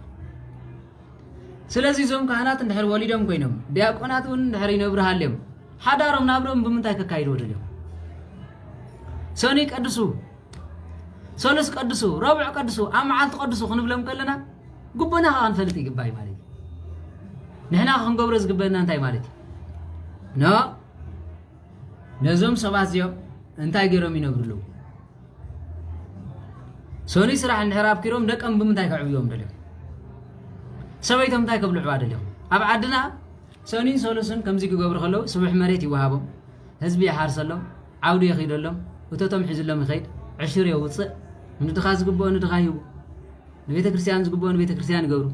ንመእመናን ድማ ህዝቢ የመሓድሩ ጥዑይ ዜጋ ነይርና ሎሚ ከምኡ የለን ሎሚ ከምኡ የለን ስለዚ ዓይነ ልቦኑ ነዚ ኮይ መጽሓፍ ዝበለኮ ካብ ርኹስ ዶ ንጹህ ክወፅእ ይኽእል ኢልኩም ተሓስቡ የለን ስለዚ ብርክሰት ዝተመልአ ዓመፃ ዝተመልአ ህይወት እዩ ዘለና ብትውልድ ይዋላ ሓደ በዋላልዳና ብስጋና ዝወደቕና ኢና ኣድገ በቕሊ ገለ መሲልና ዝተወለድና ኢና ማለት እግዚአብሔር ካብ ዝሰውረና ብትውልድ ቅድስና ድማ እንታይ ያለው እንዳተባሃልና ሕግ ቤተ ክርስቲያን እንዳደፈርና ንነብር ዘለና ሰባት ኢና ወርሃዊ ጽጌያት ከለንስ ቤተ ክርስቲያን ከኣትዶ ይኽእል እንታይ ኣለዎ ካህን ክሳለም ይኽእል ደ እንታይ ኣለዎ መጽሓፍ ቅዱስ ክሕዝ ይኽእል ደ እንታይ ኣለዎ ታገብር አለ ሕግን ስርዓትን ቤተ ክርስቲያን ኣብ ግዜ ወርሃዊ ጽጌያታ ቅዱስ ነገር አይተተንከፍ ዝብል ዳን ምንታይ ተጻሒፍ ቅዱስ ዝተባሃለ እንታይ መስቀል ይተሓዝ ከመይ ጌርክ ትሕዝዮ መስቀል ኮ ብስጉን ደሙን ናይ ጎይታናን መድሓኒትና ኢየሱስ ክርስቶስ ዝተቀለመ ዝተጻሕፈ ከመይ ጌርክ ትሕዝዮ መጽሐፍ ቅዱስ ይሕዝ ይኽእል ዶ መጽሐፍ እንታይ ዲዚ ቅዱስ ኮይ ዝብል ዘሎ ቅዱስ መጽሐፍ ከመይ ጌርክ ቅዱስ ነገር አይተሓዘ እንዳትባል ትሕዚ ምሰብኣይ ክራኸብ ይኽእል ዶ ኣይትርኽእልን ቅዱስ ርኳቤ እንዲ ዝብል ዘሎ ከምኡ እንተ ጌርካ ርኹስ ትኸው ኣዳም ገረብ ኣይትብላዕ ዝበለኮ ገረብ ሓጢኣት ሃልይዎ ኣይኮነን ንሕጊን ስርዓትን ስለ ዘፍረሰ እዩ ማለት ገረብ ዳብ ተፈጥሮ ዳ እንታይ ኣለዎ ገረብ እንዳለ ኣዳም ዝበልዓ ንስሙስ ክንበልዕ ንውዕል እንደልና ተትፈልጠዋት ኣዳም ዝበልዓ ኮ ጽቡቕ ነይሩ ኣዳም በልዒ ኣይዋንን ኣዳምን በልዒ ምስተጋገይዋ ኩላትኩም ክትግርምጭዋ ትውዕሉ ኣለኹም ኩላትና ማለት እዩ እንዲያም ከም ኣትፍቶ መግቢ የለን ካልእ ዝመስሎ ከሎ ኣዳምን ሔዋን እንታይ በልዒም ንምተጋገዩ እንታይ በልዒም እዮም ተጋገዩ ኣፕል ከምኡ ኮ ይመስለኒ ሰብ ኣዳምን ሔዋንን ኣፕል በልዒም ዝተጋገዩ ኮ ይመስለኒ ወይ ድማ ትፋሕ በልዒም ከም ተጋገዩ ኮ ይፈልጥኒ እፀሞት ያ ኣፀፋርስ ያ ወዘተረፈ ዝብል ህይወት እዩ ዘለዎ እምበር ኣብ ዓለምና ሎሚ ኣፕል ዝበለፀ ህይወት እንዳኸነ ይኸይድ ከሎ ብዝኾነ ሰብ እውን ስለ ዘይፈልጦ ነዚ ነገር እዚ ይመስለኒ ማለት ዝተጋገይዎ ግን ዝበልዕዎ ግን እንታይ ማለት እዩ ኣፕል ኩላትና እንግርምጨ ንውዕል ኣለና ማለት ስለዚ በዚ መሰረት ስለ ዝኾነ ደሓን ግደፍዎ ንሱ ፀፋርስ ዲኹም ትብሎ ፀሞት ዲኹም ክትብሎ ብቤተ ክርስቲያንና ፀንሐና ክትብሎ ትኽእሉ ኢኹም ነዚ ግን ዝበልዖ ግን ኣዳም ዝተጋገየ ዝበልዖ ኣፕል ምዃኑ انت زي كوينو دما اصفارس تخوينو دما نسو حزبو مالتي صفارس بلع سب يلن اصومت مالتي تنباخو زغوسم يلن سب الله ملي شغارا تنباخو زتر بون غاغاديا يبل مالتي مصحف قدس درسانه صيون زغلو 21 مصحف انبيبلكم دغنا تمابزي تمهار ازغددكم تتقصد خسدلي دايل يسدلكم تمهار خلو زي تحاسكم تاخمكم اب درسان نامنت درسانه صيون الله درسان قدلي ابن زر ابرخ الله أربعة انسس الله قدل ابن سلام الله نزي ترى 4 محزو درسان مدهاني عالم الله نزي انت حسكم زي مصحف ايكونن نبي كريستيانا قدس ايكونن سلازي لومي بدفرت تولدنا تولد سلازخنا كابرخ سلنصي وصي هتحسبوا كامل هوص نرخصتنا انصيو قدسان كغبرنا زغل جنسحاي فرات املاح بملاو سلاز بسلازخنا تولدنا نصيو متان كنبرو كنغبر زغبنا زي ነገር زيو احواتي سلازي سلا تولدكم حسبوا سلازي نخانات نحركن كسم كوينا احنا خانا زدليم كنغبرلهم يغبا ندقنا خين خصم ወይ ደቅና ከይከሱና ድማ ንሕና ንደቅና ዝግባእ መንጸፍ ክነቀመጥ ይግባና ስለዚህ ስለዝኾነ ሶሉስ አመርዑና ከይንብሎም ሶሉስ ዝመጽ የለን እጅ የለን እንዳም ገለን ሰባት ድማ ሰባይ መጸኒ ዝብልሎ ማለት ንእግዚአብሔር ኢልካ ከም ዝቅደስ ዘይፈልጥ ሰባለ ማለት ንመን ኢላይና መስጉን ደሙን ንስኻ ጥራሕ ሶሉስ መጽኻ ከም ዘንገብር ዝብልሎ ንእግዚአብሔር ንሱጉራን ቅዱሳን ይቆርቡ ምኻኖም ኣብ ተሽዑ አይንፈልጥን ማለት ስለዚህ ቤተ ክርስቲያን احنا ካህናት ጥራሕ መጽና ምእመናን ዘይቆርቡ ተኮይኖም ንምንታይ ዳ ንፍትት ለና ዝብላሉ ስርዓት እንዲ ሕግ እንዲ ንባዕልኩም ዝተቆርቡ እንዲኩም ዘለኹም ዝብል የለን ስለዚህ በሐፈሻ ንቅድስና ዝጎይ ትውልድ ይኮነን እዚ ነዚ ነገር ካዮም ዝርዳ ይኮነ ስለዚህ ኣብ ትውልድና ሁሉ ብልሽው ዝኮነል ነዚ ወተሃደር ተኮይኑ ዓመፀኛ ሓውዝ ኣስር ለይልኩም ኣብ ኤርትራ ሓውን ሓዊ ኣስረሉ ኣብ ትግራይ ዘለዉ ብዙሓት ህፃናት ክርሽንዎም ገለመለ ደንርኢ ነይረ كم بقي عزقتهم ما بيتبي على نرلنا أبي ترى غازي بهالما أسير كاير ما نحاول خابزيل له زي تحتلو سلمتاج كانت كوين كاب زمن درجس تولدو كاب زمن طالعان تولديهم كلهم قدس قربان رح يقول زنبر زمن قدس النار رح يقول زنبر زمن كابهم تولدو زي غيرهم كابهم تولدنا نحن آخر بيت كريستيان بعلنا وقستناه ها بعلنا سواين سويتي وقزا مك أوقزت انتي مخان خمان يفضل سبيتي يختصلي خلا سواي كتصلي خلا خريه كيف زي طرح ناي صلوت طراي غبري نزيات تمرت زي طرح سمعيا اندابل زفراري كانك مزيت مهارن تخون كل بقلኛ ነው ከምናይ ለዘመን ካህናት ቂመኛ ታትሪ ይፈልግና ያን ናይዚት ሰምዕት ተኾንክ ኸውግዘክ ይል ትውግዘት መፈራራ ይጥቀምሉ ማለት ናይዚት ትምርት ተኸር ተኾንክ ኸውግዘክ ነዚ ሰብዚ እንሕር ሰላም ትብለ ተኾንክ ኣነ ይመጽኔ ኣብ ጥምቀት ይመጽኔ ነዚ ካህን እዚ እንተዓዲምክ ኣይመጽኔ أبز تل أبيب زلو كاب كل عالم زس حقني أبوتاتنا أبز إسرائيل زنبر خانات قال عزي سرح نداتك لايمان زلو نحر تمرعيم نامرين عالم زلو نابو ما يخدني مزيم حبرت سلازي بلنا مزمران ناتنا نابخو ما يدلوكم مني نداتك لايمان كمان يحشو مالي نامرين عالم زلو رما خم مالي نداتك لايمان زمصهم تخينم نعنا خي تعدمنا كم سب جنز صحفت لي أنا صحيفة خيري صحيفاتكم من قصكم من ولا أيمس أنا من بالي عايشنين كم زين نحر كوينهم مالك سلازي نخمزي عينت متر رخ سلسة مهار تم تمر سنبت نتن داتك لايمان زلو كم حوا ما يريوم تم داتك لايمان زلو رما نتم أبتي دامر هنا عالم زلو كم حوا ما يريوم دهري زمت أدمان دا قدس جبريل زبالة له مالك كلهم زيهم أب تمرتهم جاي بلهم أب سنة مقباركم كلهم زيرو እንዳተክ ለሃይማኖት ዘሎ ምስ እንዳ ገብርኤል ዘሎ አይሳምዕኔ ኣብነት ኣብነ ሽኖዳ ዝባሃል ጳጳስ መጽም ነይሮም ተም እንዳተክ ለሃይማኖት ዘሎ ንቤተ ክርስቲያንና ዝባሃል ኸይተተውዎም ንጳጳስ ወግዘም ማለት ነተም ኣብ ኤርትራ ዝመጹ በዓል ኣብነ ልቋስ ናባና ዝባሃል አይድሌናኒ ብሎ ነተም ኣብ ደገ ጳጳስ ኢሎም ኩሎም ጽውዖም ዘለኑ እንዳተክ ለሃይማኖት ናባና ኸይተቅርቦም ተም እንዳ ገብርኤል ዘለኻ ዓዲሞም ማለት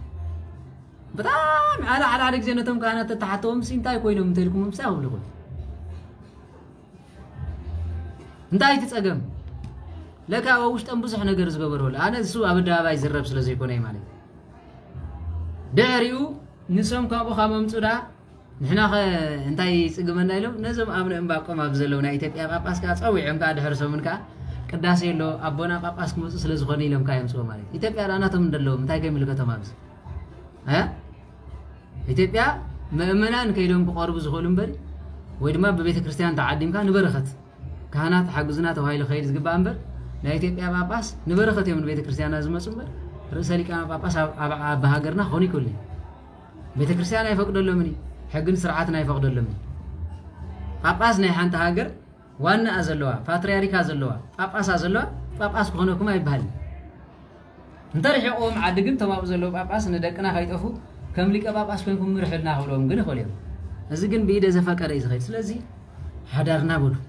ነብራና በሉ ደቅና በሉ ምትርኽን ጭቅጭቅን ዝመሉ ዲያብሎስ ከማና ገይሩ ተጻዋተሉ ትውልድ የለን ንትውልድና ንሕናውን ደቂ ቁጣዓ ኢና ዝበሎ ብርሃን ዓለም ቅዱስ ጳውሎስ ናይ በሓቂ ማለት መእመናን ኣነ ግን ልዕሊ ኩሉ ልብ ክትገብርዎ ዝደሊ ነገር እንታይ ንዕኦም ኣይኮንኩም ምጭቅጫቆም ክትሪ መጀመርያ መጽሓፍቲ ብራናታትኩም አንብቡ ሕግን ስርዓትን ፍለጡ ንደቅኹም ብስነ ምግባር አዕብይዎም ካብ ኩሉ መንፈሳውያን ዝንእደን ህንዳውያን አዴታትና ህንዳውያን ተዋህዶ ጳጳሳት ከምዚ ኢሎም ዓቅሎም ምጽበቦም ከምዚ ገይሮም ቤተ ክርስቲያን ስጋብ ተጠፍ ጳጳስ ዘይብላ ስጋብ ተርፍ ስለዝገብራ ኣብ መጨረሻ ንባዕለን ምሂረን ኮትኩተን ጵጵስና ጽሄን ንቤተ ክርስቲያን ዝኣለያ አዴታት ስለዚ አዴ ንጳጳስ ጊደለዋ ንዲያቆን ጊደለዋ ንኻህን ጊደለዋ ንንጉስ ጊደለዋ አቦ ዕቢዎ አዚ ቅዱስ ንጉስ ኮይኑ ህዝብ ዘውፃ ዝብልኮ ብዙሕ ኮይኑ ኣይሰምዕን ለም ዳዊት አቦ ዘዕበየ ሰሎሞን ክንሪኦ ከለና አንስት ብዝሒ ዝብል ናይ አደ ባህሪ ተመልከቱ ማለት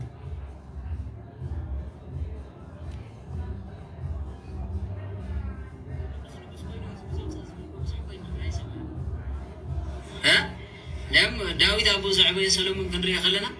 ተመልከቱ ማለት ቅዱስ ሰሎሞን ኣብ አዳራሽ ኣብ ሕንቃቆ ዝዓበየ ስለ ዝኾነ ኣብ መጨረሻ አንስት ዘብዝሕ ቤት መቅደስ ሰሪሑ ድማ ቤት ጣዖት ሰሪሑ ዝብል ንሪኦ ማለት እግዚአብሔር ካብ ሰውረና ንጉስን ካህን ዝነበረ ሙሴ ግን አዲ ስለ ዝዕበየ ተመልከቱ ንእስራኤላውያን ባሕር ሰንጢቁ ዝሕልፍ ኣብ ምድረ በዳ እስራኤላውያን ክዕምፁ ከለዉ ድማ ስሎም ብጸሎት ደው ዝብል ኮነ እዩ ስለዚ ናይ ኣደ ጊደ ኣብ ቤተ ክርስቲያንና ተዛዓበየ ህንፀት ናይ ኣደ ካብ ህፃንነት ተሓቂፉ ምስኣ ስለ ዝኾነ ዝበዝሐ ግዜ ዝሕልፍ ኣዴኻ ቅድስቲ ክትኮነልካ ኣዴኻ ክትጸልየልካ ኣዴኻ ክትኩስኩሰካ ከላት ዝበለጸ እዩ ኣቦውን ጊደ ይብልን ማለት ኣይኮነን ማለት ተመልከቱ ማለት ስለዚ ነዚ ኩሉ ክንሪኦ ከለና እቲ ዝበለጸ ምዃኑ ክርደአና ይግባእ ማለት ዝበለጸ ምዃኑ ክርደአና ይግባእ ከምኡውን እንድሕሪናዮ ኤሳውን ያዕቆብን ዝበሃሉ ንሪኦም ማለት ኤሳውን ያዕቆብን ካብ ሓንቲ ማህፀን ተወልድዮም ተሓደ ዓመፀኛ ተሓደ ድማ እግዚአብሔር ዝፈቱ ነበረ ተሓደ ቡ ተሓደ ድማ ኣዲ ይፈቱ ነበረ መን ኣዲ ይፈቱ ነይሩ መስለኩም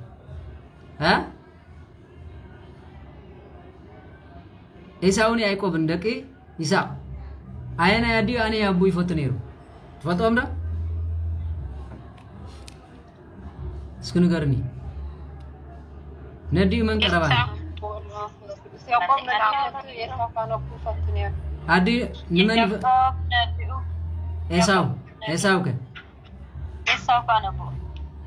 ኤሳው ነቡ ወይ ድማ ምኽርቡ ይሰምዕ ነይሩ ስለዚ ኤሳው ወደይ ኢልኩ መጀመርያ እንሆ ነፍሰይ መታን ክትምርቐካሲ ሃዲንካ ምጸለይ ኢልዎ ያዕቆብ ወደይ ኢሉ ኣይበለ ሓደ በኽሪ ስለ ዝኾነ ካልኣይ ድማ በኽሪ ተፈታዊ ዝበሃል ባህር ስለ ዘሎ ቅድስና ግን እግዚአብሔር ዝመረጸ እዩ ብነገሩ ኤሳው ብኽርንኡ ብኸብዱ ሸይጥዋል ኣብ መጨረሻ ኣዲኡ ድማ እቲ ጸጋ እግዚአብሔር ኣምላኽ ኣለልያ ኣመን ምዃኑ ትርእየላ ኣብ ያዕቆብ ድዩ ኣብ ኤሳው ነይሩ ጸጋ እግዚአብሔር ኣብ ያዕቆብ ስለ ዝነበረ ያዕቆብ ወደይ ኖ ሓውኻ ብዝተዋህቦ ጸኒዑ ክነብር ዘይክእል ሰብ እዩ እቲ ናይ ኣቦኻ ምርቓ ናባኻ መታን ክሓልፍ ኣነ ከዳለወልካ እሞ እንታይ ግበር ኢላቶ ማለት እስኻ ተመረቕ ኢላቶ ስግን ፍርሃት ኣምላኽ ስለ ዝነበሮ ኣደይ እውን ኩሉ ግዜ ብፍርሃት ስለ ተዕብየ ዝነበረት እንታይ ኢሉ ማለት እዩ እሞ ኤሳው ሓወይ ያዕቆብን ኤሳውን እንታይ ፍልልይ ነይሮም መፍለይ ኣቦም ዓዊር እዩ ነይሩ أريجو مالك بمنتايز فليم نيرو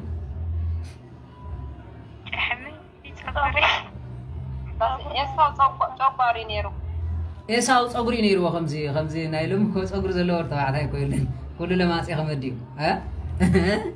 كل يايقوب بلولن كل يايقوب يفتاو دي مالك هاراي ስለዚህ ኤሳው ጸጓር ስለዝነበረ ንሱ ጸጉር ለዎ እንተረኺቡና አቦይ ድማሲ እንተረገመን ኸይልዋ ደሃንት መርገምና ባይኹን አደ ተመልከቱ እንተኾነ ኳት መቅጻዕትና ባይኹን ኢላ ዝጥዕም መግብ ዳልያ ነቲ ቆርበት ድማ ተኸዲኑ ኸይዱ ናብ ኸደይድ ማን ይኻስኻ ክብለ ከሎ ማን ይሉ ያዕቆብ ማለት ኮኑ ባዕሉ መታለል ማለት ማዕቆብ ማዕንቃፊ መታለል ማለት አነ ያዕቆብ ክብለ ከሎ ያዕቆብ ወደይ ደይልወይ እንታይ ኢልዎ ማለት እንታይ ኢልዎ ይስሐቅ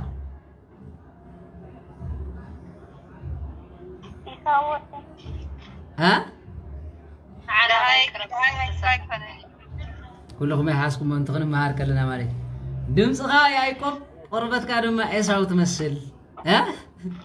كوميلو حقيقه كوميلو دمصها دمص يعقوب قربتك ግን ናይ عيساو يمثل بزخونه ግን ኢሉ መሪቆ ሃቦይድ ስለዚህ በዚር ኸወይ ስለዚህ ምኽርደኻ ማዕርኽ እንደይ ጠቃሚ ምዃኑ ክርደኩም ይግባ ማለት ማዕርኽ እንደይ ጠቃሚ ምዃኑ ስለዚህ እቲ ናይ ጎይታ ኳ ፍሉይ ባህር ተኾነ መቤታችንን ፍሉይት ፍጥረት ያ ማለት ግን በተዓባብያ ምስ መቤታችን ቅድስት ድንግል ማርያም ዘዓበዩ ከም በዓል ያዕቆብ ዝኣመሰሉ ክንሪኦም ከለና ድማ ስለ ቤተ ክርስቲያን ኣዝዮም ሕሉፋት ኖ ኣብ ቅዱስ ኢየሩሳሌም ድማ ምስ ኣይሁዳውያን ተማጉቶም ምንም ፍርሃት ዘይነበሮም ዝኾኑ መቤታችን ቅድስት ድንግል ማርያም ዘዕበየትን ያዕቆብ ሓው ጎይታ ይዝባል ሓቀዶ ها ስለዚህ ነዚ ባህር ስለ ዘለዎ ንደቅና ኣዚና ጥንቁቃት ብፍላይ ደቅ ኣንስትዮ ድማ ኣብ ቅድስና ክንወድ ተባዕታይ ክሓጥ ከሎ ንድሕሪት ኣይብልኒ ካህኑ በሉ ዲያቆኑ በሉ መነኩሴ በሉ ክወደቕ እንተኾይኑ ምክንያት ንምውዳቕ ምክንያት እዩ ዝገብሩ ማለት ቢል ክሊንተን ዝበሃል ነይሩ ናይ ኣሜሪካ ፕሬዚደንት ውሽማ ጌርካ ተባሂሉ ተሓሚ ነይሩ ሓደ ግዜ ሓቀዶ መን እያ ትበሃል ነይራ መቸም ዚዳ ክትፈልጦ ኢኹም ها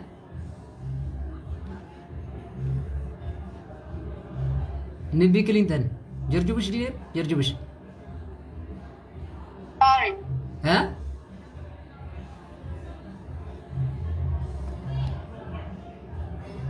جورج دبليو بوش نير حكي تحميز نبر كلينتون تحميز هاراي من يعني راتا قالك هاي تفضل عندهم هاي زيادة فياتكم أقعد ها بسم سلاسة مونيكا أتبع مونيكا سلازي مفلاتكو صبغي سلازي أما جرشا تخاطعو مونيكاون كابنوك سنة سلة دلز نبرت نساعة تدبغالي دليتن أما جرشا انتاي لي مالي تزاريب مالتي انكو عند أنا زي ربح كوينة يترفسي ፊትን ምስ እግዚአብሔር አምላክ ዝዛራረብ ዝነበረ ዳዊትን ሰሎሞንን ከማንስ አንስተትዮም ነይሮም ይሉ መጨረሻ ደምዲሟል ስለዚህ ነገስታት መጽሐፍ ቅዱስ ይፈልጥ ይመስለኩ ከምዚ ደናቁር ይመስለኩ ይፈልጥዮም ወህበቱን እኮ እግዚአብሔር እኮ ይቦም ኦባማ እኮ እግዚአብሔር አምላክ አንጊስ ወንበር ሰይጣን ጥራ አንጊስ እኮ ይባል ስለዚህ ወይ ድማ ጆ ባይደን ኣብዚ ሰዓት እዚ ንጉስ ክኸውን ዝኽእል ምን እግዚአብሔር ፍቃድ ይመር በዓሉ ስልጣን ዝመፀ የለን ስለዚህ ምስ ነገሰ ግን በትዕቢት ዲ በቅድስና ከገልግል ግን ናቱ ሃሪዙ ስነ ማለት ስለዚህ ከም ስለ ዝኾነ ክርዳና ዝግባ ኣብ መጨረሻ ወር ተባዕታይ ክወድቕ ከሎ እንታይ ዝገብር መስለም ካሁን ኮይኑ ክወድቕ እንተኮይኑ እንታይ ዝብል ኣነ ስጋ ሓስኩን ዝበለክ ደለይ ኣብ ግዜ ረብዕን ዓርብን ኮይኑ ንስኻ ከምዚ ዲያቆን ከለኹም ረብዕን ዓርብን ከመይ ጌርና ንራኸብ ተይሉ ዲያቆን ስጋ ደይኮነን ሒዙ አምላክ ዘይርኤ የለን ወዘተረፈ ይመጽ ማለት ስለዚህ መነኩሴ እንተኮይኑ ከ አንታይ ብል ክንደይ መነኮሳት ስወዲቆም እንዲም እንኳን እንዳ ኣነ ዘይረብሕ ይዝብል ሓቀ ስለዚህ ከም እንዳበሉ ናብ ውድቀት ንዓኽን ክድልልኹን ኣይግባእኒ ንስኻትኩም ጽንዓት ክትኮን ኣይግባእኒ ኣነውን እግዚአብሔር ይጽንዓና ማለት ኣነውን ምህር ነይረኩም ሳ ከምዚ ትብል ማነ ስጋ እንደሕዘ ይኽብል ማለት ይጽባሕ ወድ ሰብ ምኽኒት ኣይጠፈኒ ማለት ስለዚህ ኩላትና ካብዚ ነገር እዚ ጥንቁቃት ክንከውን ወለድ ድማ ኣዚኽን ዝተባረኸን ተቀደሰነ ማፀን ክህልወክን ኩላትና ክንፅዕር ናይ ኩላትና ጊደይ ማለት ስለዚህ ዳዊት ኣብ ምዕራፍ 58 ቁጥር 3 ዘልማ رسئنت كاب كرس ولاديتو جميرو أجلسه حسوت دما خماسن ولاديتهم جميرو تجاجي حسوتي كماسن أديم جميرو تجاجي رسئنت دما نو ككرس الدخايز مسيل سلازي ዋናነት ዋንንስቴቲ ኣብ ግዜ ጥንሳም ዘር ኣብ ተቋጽሮሉ ግዜ ጾምን ጸሎትን ዝበዝሖ ህይወት ዳላ ክትገብር ዝግባእ እምበር ካልእ ነገር ኣገዳስነት ይብሉን ማለት እዩ ስለዚ ዮሐንስ ወንጌላዊ ክጽሕፈልና ከሎ ጎይታናን መድሓኒትና ኢየሱስ ክርስቶስ ድማ ኣብ ምዕራፍ 3 ወንጌል ዮሐንስ ቁጥር 6 ካብ ስጋ ተወልደ ስጋ እዩ ካብ መንፈስ ተወልደ መንፈስ እዩ ይብል ሓቀዶ ገሊኦም ብስጋ ጥራይ ዝወልድለው ገሊኦም ድማ ብመንፈስ ዝወልድለው ኣብታ ዓድና ነይሩ ሓደ ሰብኣይ ማለት እዩ ጓሎም ጓለይ ሃሪም ክለይ ኢሎምሲ ሰበይቲ ወዶም ነይራቶ ማለት እዩ ሰበይቲ ወዶም ኣላ ሂጁን ብሂወታ ማለት እዩ ነጊረኩም ተኾይና አይደኑ ኣይዝክር እታ ሰበይቲ ወዶም ምስ ወለደት ተቆልዓ ደርቢያትሎም ከይዳ ማለት እዩ ድሕሪ ክንደይ ምስ ዓበየት ግን قالي لا خطوة سدادليا أيبكن بعلي عبيه يا إلما أبا حقوا مالك أبا أجن وتهدرين ساول نيتي ساعة مثلاً كذا دقاقي كيداني راد حري مسعونا يوسدتان مالك شعب من قدم سنة حتى نعي إلى سلام كتبلان سدلا أنا كود دخيلاتس عيفتكن كمان أدي يكون كن مغلاتي تفتاني حكاية أبياتا نعي إلى تا أبيا أردات كم زيم توليد كلا أنت هتكوني لا صفي عقديفات زغر ماكم كوي أدي أسي كاب زيم توليد كلا أنت هتكوني لا خمن كتوليد مالك كاباي توليد كده أنت هتكوني لا ترى كل جزء ورد سب كفاءات ويدما حتى تجات إموكا أبدكو قال أنت خوينا نندابو ورد أنت خوينا دما نندادي إذا تقول الله هكذا تجاجي تجبر تقول كوينا هنا كوسي وحكوا خمس جرا وليد أنت خون زبل سبيلن هكذا سلازي نعي إلى أردات كابزيم توليد كده أنت هتكوني لا تسافي عامس جرفتان دا بخيت كده دا بخيت شعو من هاري مكيبلو أب حقوا حنت سويتي أدي لاتا هيتفتاني أدام خان كيف تقولوا نسخدي خارين كه هو تاجراتك يثبت أقوالين ده سخد أنت أقوال تايدي أخوين كده كم خاطب لهم ميلا بلي زبان حقي قدم تايد نيرو تملكتوا زبان حقي بان نير قدم بحقينا نجزا نيرنا حكينا لما خنتا يزبان زبان منجستي ويكور تقلبت حقي يزجزا منجستي اسكملسو زبان حقي يخبال تقبو زبان منجستي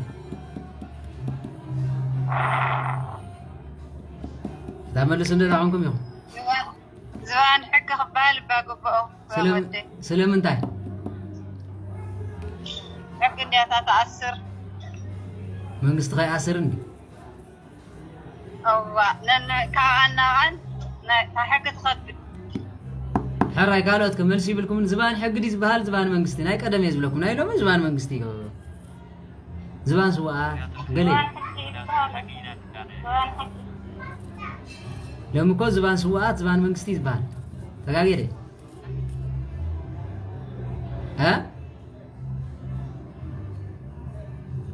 سلام داي مسلكم حق نباري حق بيت كريستيان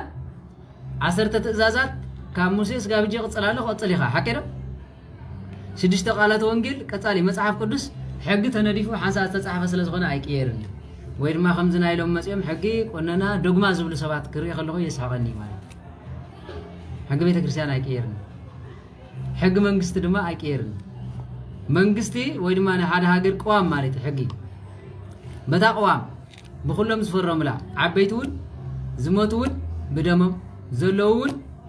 بإيدهم زفرهم لا مالك زمان منقستي قناي بحال منقستي تحالة تقدت حالي مسيح حكير حق قناي كيير سلازيني أمريكا منقستي زغير مر حق يغيري زغير كي مثلكم كي تعيشوا أبعدنا قن حق يلن منقستي غاد الله يقبرك شعون عسل زغنة زبان الله يقبرنا منقستي مالتي سلازي دحنا بيكونان سلازي انت ايلوم ما مالي زبان حقي لو وسيدو ابي زل حقي الى مصواعه حزم لا مسيوم مالتي هنكبلي لو ما اندا بوليس حزم ما خيدو بمن يتخصص زلا ترديكم مال زبلكم زلو بمن يتخصصا بقاله ጓለ ሃሪም ኩለ ኢሎም አባሓጓ ግን ጓለ ሃሪማ ወሊዳታ ግን ወላድን አደን በበይና ስለዚህ ተመልከቱ ማለት አመጨረሻ ምስከሰሰት ታገራት ኪው ጓለም ሃሪም ኩሎም ይብላ ፖሊስ ማለት ጓለ ፍንጫ ሄደ ዘወለድ ኳይ በጓላዳ አይኮነትን ጓለ አኮ ይብላክ ካመን ወሊድ ከዳ አነዳ ጓለ አዚያ ካወደም አታዝ ወደ አይፈልጣ ዚያ አይፈልጣ ዚያ ጓለ አኮ ይብደካለሁ ስለምታይ ታርሚያንካ ሕጊ ሕተተለዩ ባዓቃ ታተት ይግባይ ማለት ታርማይ ኮነን ዝግባ ከተረዳ ተቀባጥር ላይ ዝግባ ባይን ሕግ ማለት ወላዲዮም ወደ 80 አንገልን ዓመት እዩ መንሳንት ኮይና ወሊዳታ አንታ ክንብለኩም ደሊኹም ጓላ እንዲያይሉ ጥም ታቢለሞ መንዲሽም ጋዝ ወደ ኢሎም ኢድሪስ ወዲ ኢድሪስ ዳ መን ሕግን ስርዓትን ቀይር ኢልኩም ነው ካብ ኢድሪስ ዳ እንታይ ፍታሕ ደሊኻ ኢሎም ገዲፎም ኸይደም እዚ በአካል አብ ስጋና አብ ዓይንና አብ ዓድናን ተገብረይ ማለት ስለዚህ እንታይ ያኽብለኩም ደሊ ጓላ እንድሕር ኮይና አንታ ክብለኩም ክብሎም ከሎ ጓላ ይኮነት እንትባል ያ መውላድ ወሊዳታ ዘይኮነት ግን ከምቲ ዒባ ከብቲ ሓሪአኖ ዝኸዳ ሓሪአታ ኸይዳ ከም ከብቲ ሓሪአታ ከም ሰብ ሓሪአታ ኢሎም ደ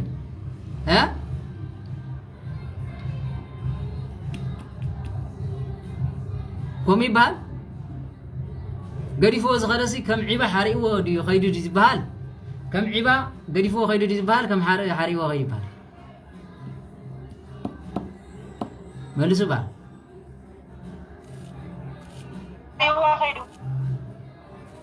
ሞ ከም ዒባ ዝብሃል ወይስ ከም ሓረ ናይ ሰብ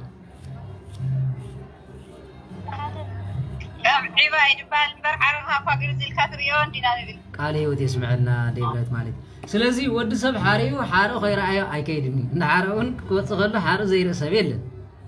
ስለምንታይ መስለኩም ሰብ ዝሓሮ ኸይተረፈ ከይረአዮ አይኸይድኒ እንስሳ ግን ሓሪኡ ቁልሕ አይብልን ድብ አቢሉ ዓዝር ይዝብል ስለዚህ ከምቲ ከብቲ ዒባ ሓሪአን ገዲፎኖ ዝኸዳ እዚኣ ድማ ገዲፋታ እያ ኸይዳ ከም ሰብ አይበሉ ስለዚህ እዚኣ እንሆ ወላዲት ኣይትበሃልን እያ ኢሎሞም መንሕና ጓላ ክሳብ ዝኾነት ንብለኩም የላ ንዝብሎ ዘይ ኢድሪስ ወዲ ኢድሪስ ዳ መን ዓዲ ፀይቕካ ኢሎሞ ይበሃል ስለዚ ስለዝኾነ ወላድን እንሆ ኣተዓባብያን ኳሲ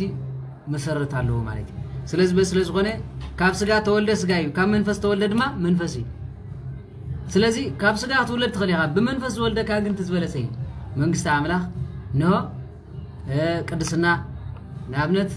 ኣቦይ ተክለ ሃይማኖት እዩ ንብል ሓቀ ዶ ተክለ ሃይማኖት ድንግል እዮም ንጹህ እዮም ግን ብመን እዮም ኣቦና ዝኾኑ ዘሎ ብመንፈስ ቅድስቲ ድንግል ማርያም ኣዴና ንብል ሓቀ ዶ ቅድስቲ ድንግል ማርያም ክትወልዶ ዝበቅዕ ሰብ ኣሎ ድዩስ ብዘይ ጎይታ ወሊዳ ድያ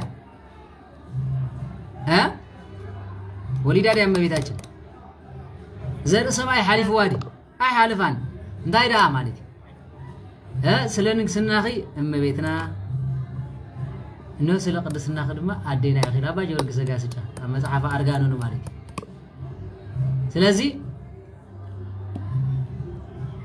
ብንግስና ክንመፅእ ከለና ንዓና እንታይ ኢኹን ንግስቲ ናይ ንግስቲ እውን ኣደ ሓደ መርዓት አብ ንብል ሓቀ ዶ መርዓት አብ እንደገና ድማ ኣደ እግዚአብሔር ቃል ንብል ማለት ንመንፈስ ቅዱስ መሕደሪቱ ንአብ መርዓቱ ንወልድ ወላዲቱ ንመንፈስ ቅዱስ እራታወት ንብል ለአብ መርዓቱ ለወልድ ወላዲቱ ለመንፈስ ቅዱስ ጽርሐ ቤቱ ሀረገወ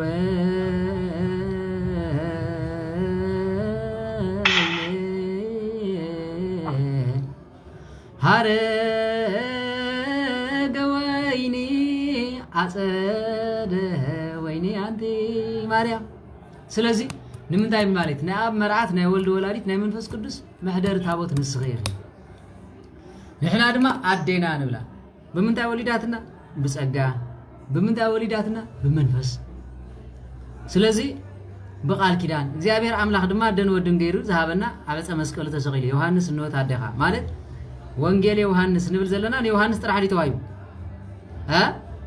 ወንጌል ሉቃስ ንብል ዘለና ንሉቃስ ጥራሕ ዲተዋዩ ሉቃስ ንዓለም መድኃኒት ክኾኖ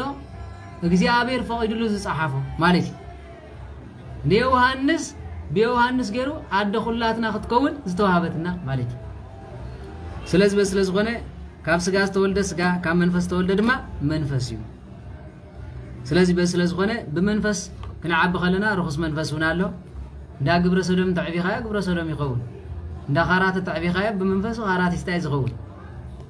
አገዳም ተዕቢኻያ ድማ መነኩሴ ዝኸውን ማለት ስለዚህ በመንፈስ ዝውለድ ድማ መንፈስ እዩ ኣብዚ ግን ቅዱስ መንፈስ ንምዝራብ ስለዚህ እነሆ ነዚ ብምዝራብ ንደቅና ብስጋ ጥራሕ ዘይኮነ በመንፈስ ምን ክንሓስበሎም ይግባል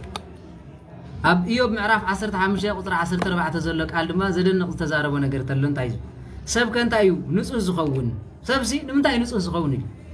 ውልድ ሰበይትስ ጻድቕ ዝኸውን መን እዩ ካብ ሰበይቲ ተወልደ ጻድቕ ዝኸውን ማለት ሰበይትን ሰብኣይን ዝወለድዎ ማለት ዝኸውንስ መን እዩ ኢሊ ሓተት ነቶም ቅዱሳን እኳ ኣይኣምኖምን መን እግዚአብሔር ኣይኣምኖምን ክብል ከሎ ንጹሃን ኮይኖም ብተፈጥሮም ዝኸዱ ይኮኑን ማለት እዩ እንታይ ዳ ወዲቖም ዘይተስዩ የለን አብርሃም ጻድቕ እዩ ካብ ጽድቁ ግን ንሳራ ክሕጉስ ዳ ይግበረግ እምበር ሰበይቲ ገዲፉኻ ካልእ ወሊድ ይወለድ ወሊዱ ሙሴ ጻድቕ እዩ ቅዱስ ጻድቕ ንዑ ዝመስል የለን ግን ሓደ ነገር ዝገበረ ጌጋ ነይሩ ንስኻ እንታይ ማለት ማያ ፈልፍል የልኩም ኢሉ ተመልከቱ ካልኦት ቅዱሳን ጴጥሮስ ሐዋርያት ውን ተኾኑ ማለት ንጎይታ ምሒሎም ነው ድማ ዝሃደሙ ነይሮም ብቕሬታ ግን ኩላትና ናይ ቅድስና መንፈስ ተዋሃበና ስለዚህ ካብ ሰበይቲ ዝተወልዱ ካብ ድላይ ሰብኣይ ተወልዱ ከቅዱስ ክኸውን ዝኽእል ስመኒ እግዚአብሔር ንኹላትና እኮ ኖ ፍጹማና ይብለናን እንታይ ዳ ብንስሓና ይዝፍጽመና ብጸሎት ኖ ብዛኣተናዮ ምህልላ ግን ፍጹማን ይገብረና እዩ ስለዚህ በስለዝኾነ ውልድ ሰበይቲ ጻድቕ ክኸውን ዝኸውን መን እዩ ኖ ነቶም ቅዱሳን እኮ ኣይኣምኖምን ሰማያት ውን ኣብ ዓይኑስ ንጹህ ኣይኮኑን ሰማያት ተባሃሉ ዘብሉ ቅዱሳን መላእክት ርኹሳት መናፍስት ውን እንተኾኑ መላእክት እዮም ነይሮም ማለት መላእክት እዮም ነይሮም ስለዚህ ንጹሃን ገይሩ ፈጢርዎም ስጋ ዘይብሉ ገይሩ ፈጢርዎም ከለኳ ኃጢአት ዝገበርለው ስለዚህ ስጋ ዝለበሱ ኃጢአት ክገብሩት ስጋው ባህሩን ይግድዶም ነፍስ ጥራሕ ዘላቶም ቅዱሳን መላእክት ከይተረፈ ተጋገም ሳጥናኤል መልአክ ዲ ይኮነ መልአክ ነይሩ ስለዚህ እንታይ ዝብል ማለት እቲ አንበሳ ከማይ ዝሰትዮ ሰብዳ ግዳ ክንደይ ኣዝዩ ፍንፉን ብልሽውን እዩ ኢሉ ስለዚህ እቲ የቅሬታ እቲ አንበሳ ከማይ ዝሰትዮ ሰብዳ ክንደይ ኣዝዩ ፍንፉንን ብልሽውን እዩ እግዚአብሔር ግን ንኃጢአትና ብንስሓ ተቀበለ እዩ ስለዚህ በስለዝኾነ ነዚያ ናይ ዳዊት የቅሬታ ናይ ኢዮብ ጸሎት ምዕራፍ 15 ዘላ እንድሕር አንቢብኩማ ኣዝዩ ነፍስኻ ዝትንክፍ ነገር ይባል ስለዚህ ነፃናትና ኣዚና ክንጥንቀቀሎም ይግባ ስለ ደቅናውን ክንሳሕ ይግባ ኢዮብ እኮ ንደቁ ብምንታይ ድሕንዎም መስለኩም ብምንታይ ድሕንዎም ደቁ ቤቱ ሕጹር ቅዱስ ጻድቕ ነበረ ይብሎ ብምንታይ ብምጽዋት ስለዚህ ስለ ደቁኹም ምጽዋት ቅርሺ ክትህቡ ከለኹም እዚኣ ናይ ሰናይ ወደይ እዚኣ ናይ ሮቤል ወደይ እዚኣ ናይ ብስራት ጓለይ እንዳበልኩም ቅርሺ ክትህቡ ከለኹም እግዚአብሔር አምላኽ ንደቁኹም ሓጺርዎም ይዝነብር ንኣብነት ኣብዚ ማሕበር መብጽዓ ክግበር ከሎ 5 ቅርሺ ማጻባዕት ኮይንካ ብ5 እዮም ደቅኻ ብዝሞቱ ስድራኻ ኣብ ውትድርና ዘለው ኣብ ስደት ዘለው ንዑኻ እግዚአብሔር አምላኽ ዕቅበለ ኢልና ንገብር ማለት ስለዚህ ቤቱ ተሓጺሩ ነው ዲያብሎስ መጽ እንታይ ኢሉ እግዚአብሔር አምላኽ ናብ ሓደ ግዜ ንዲያብሎስ እግዚአብሔር ሓቲቱ ወይ ፈለጥን ውፃ ኢሉ ገለ ዝብልለው በሃማት ምንም ዘይተረዳው ማለት ስለዚህ ኮማ አይባል መጽሐፍ ቅዱስ አጥኒዕኻ ምዝራብ ዲያብሎስ ሳቢን ይርካይሉ ዝሓተተ እግዚአብሔር ዓለም ምልት ዘይራ ይሉ መኸም ኢዮብ ባሪያ ይርካ ደይ ምስ እግዚአብሔር ተዛረበን ዲያብሎስ ኢዮብ ዳ ገዙ ሙሉ እንዲኻ ሓጺርካሉ ስለዚህ ፈቀደለይ እንደይሉ እግዚአብሔር አምላኽ ለመነይ ዲያብሎስ እንኮ ክፍትኖ ፈቀደለይ ይልኮ ይልምንና እግዚአብሔር ግን ንዲያብሎስ አሕሊፉ ልዕላ ዓቕምና ክንፍተና አይገድፈናኒ ነዚ ስለዝኾነ አቀዳማይ ቆሮንቶስ ምዕራፍ 10 ቁጥር 13 ዘሎ እንታይ ኢሉ ማለት ካብ ዓቕምኹም ንላዕሊ ኣይትፍተኑን እግዚአብሔር ተዘይፈቂዱሉ ዲያብሎስ ናባና ከኣትኽእል ገለገሊና ንጭነቕ ኣብ ሕማም ኮይና በጃኹም ጸሎት ግበሩለይ ገለ መለ ዝብል ሰብ ኣሎ ሓቀ ዲያብሎስ እኮ ክንዚ ክትሳቀ እግዚአብሔር አምላኽ ይርኤካ ኣሎ ጸሎትካ ይሰምዐኒ ኢልኳ ዲ አምላኽ ጸሎትኪ ሰምዐከን ኢልኩ ዲ ኣይኮነን ሓደ ብመሰረቱ ንሕና ክንተሓጋገዝ እዩ ካልኣይ ድማ ናትና እምነትን ንኽን ፍተኖ ዝግበና ድማ ዓቕምና ንይዝበና ተመስገን ይዝባል ተመስገን ክንዚ ፈተና ኣለኒ ግን ንስኹም ካብ ጸሎትኩም ዘክርኒ ከኽእለኒ ይዝባል እምበር በጃኹም ይሳቀለኹ በጃኹም ከምዚ ይገብር ኣለኹ በጃኻ ትብሎና ኣምላኽ እምበር በጃኻ ትብሎ ሰብ የለን ምክንያቱ ዝፈጥር ነቲ ንኽንዚ ኣሕሊፉ ንፈተና ድማ ኣሕሊፉ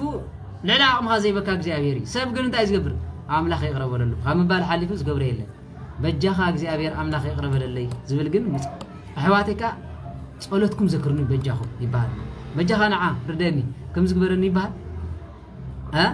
ረዳኤይ መን ኢሉ ማለት ቅዱስ ዳዊት ኣብ ሰብ ኣይትእመኑ ስለዚ ንሓያል ብቕልጽሙ ንንጉስ ድማ ብሰራዊት ይፈርዖን እግዚኣብሔር ብብዙሕ ጽዋርን ብብዙሕ ሰራዊት እንደሳ ይብሉ እንታይ ዳ ኢሉ ስሙ ብዝጸውዕ ኢሉ ስሙ ብጽውዕ ስለዚ ስሙ ንጽውዕ እግዚኣብሔር ኣምላኽ ይብቃዕና ማለት ስለዚ ሰብ ድማ ንኣበሳ ከማይ ዝሰትዮ ዳ ግዳይ ክንደይ ኣዝዩ ፍንፉን ብልሽውን ኢሉ ኣብ ዘፍጥረት ምዕራፍ 8 ድማ ከምዚ ዝብል ኣሎ እግዚኣብሔር ድማ ነዚ ጥዑም መዓዛ ኣጫነወ እግዚኣብሔር ከዓ ብልቡ ሕልና ልቢ ሰብ ካብ ንእስነቱ ጀሚሩ ክፉእ እዩ እሞ ድሕሪ ደጊም ብሰሪ ሰብ ንምድሪ መሊሰ ኣይረግማን ድሕሪ ደጊምሲ ከምቲ ዝገበርክዎ ህያው ንዘበለ ኩሉ መሊሰ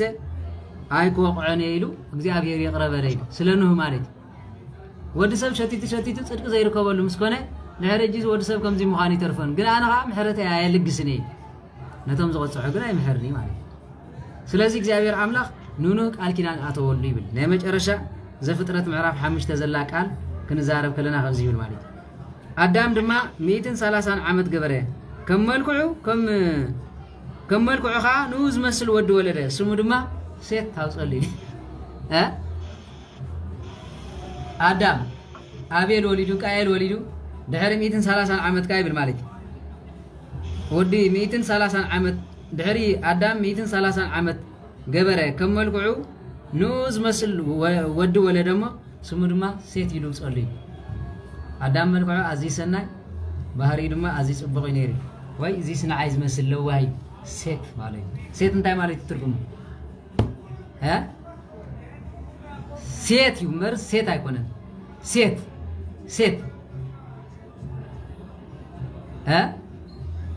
ሴት ማለት መተካእታይ ትኩ ማለት ስለዚ ትኩ ወይ ድማ ሰናይ ግብሪ ጽቡቕ መልክዕ ዘለዎ ክፉት ልቢ ለዋህ ማለት ሴት ስለዚ እግዚአብሔር አምላክ በግብሩን እግዚአብሔር ዝመስል ነው ቅዱስ ውላድ ይሃብኩምን ይሃበና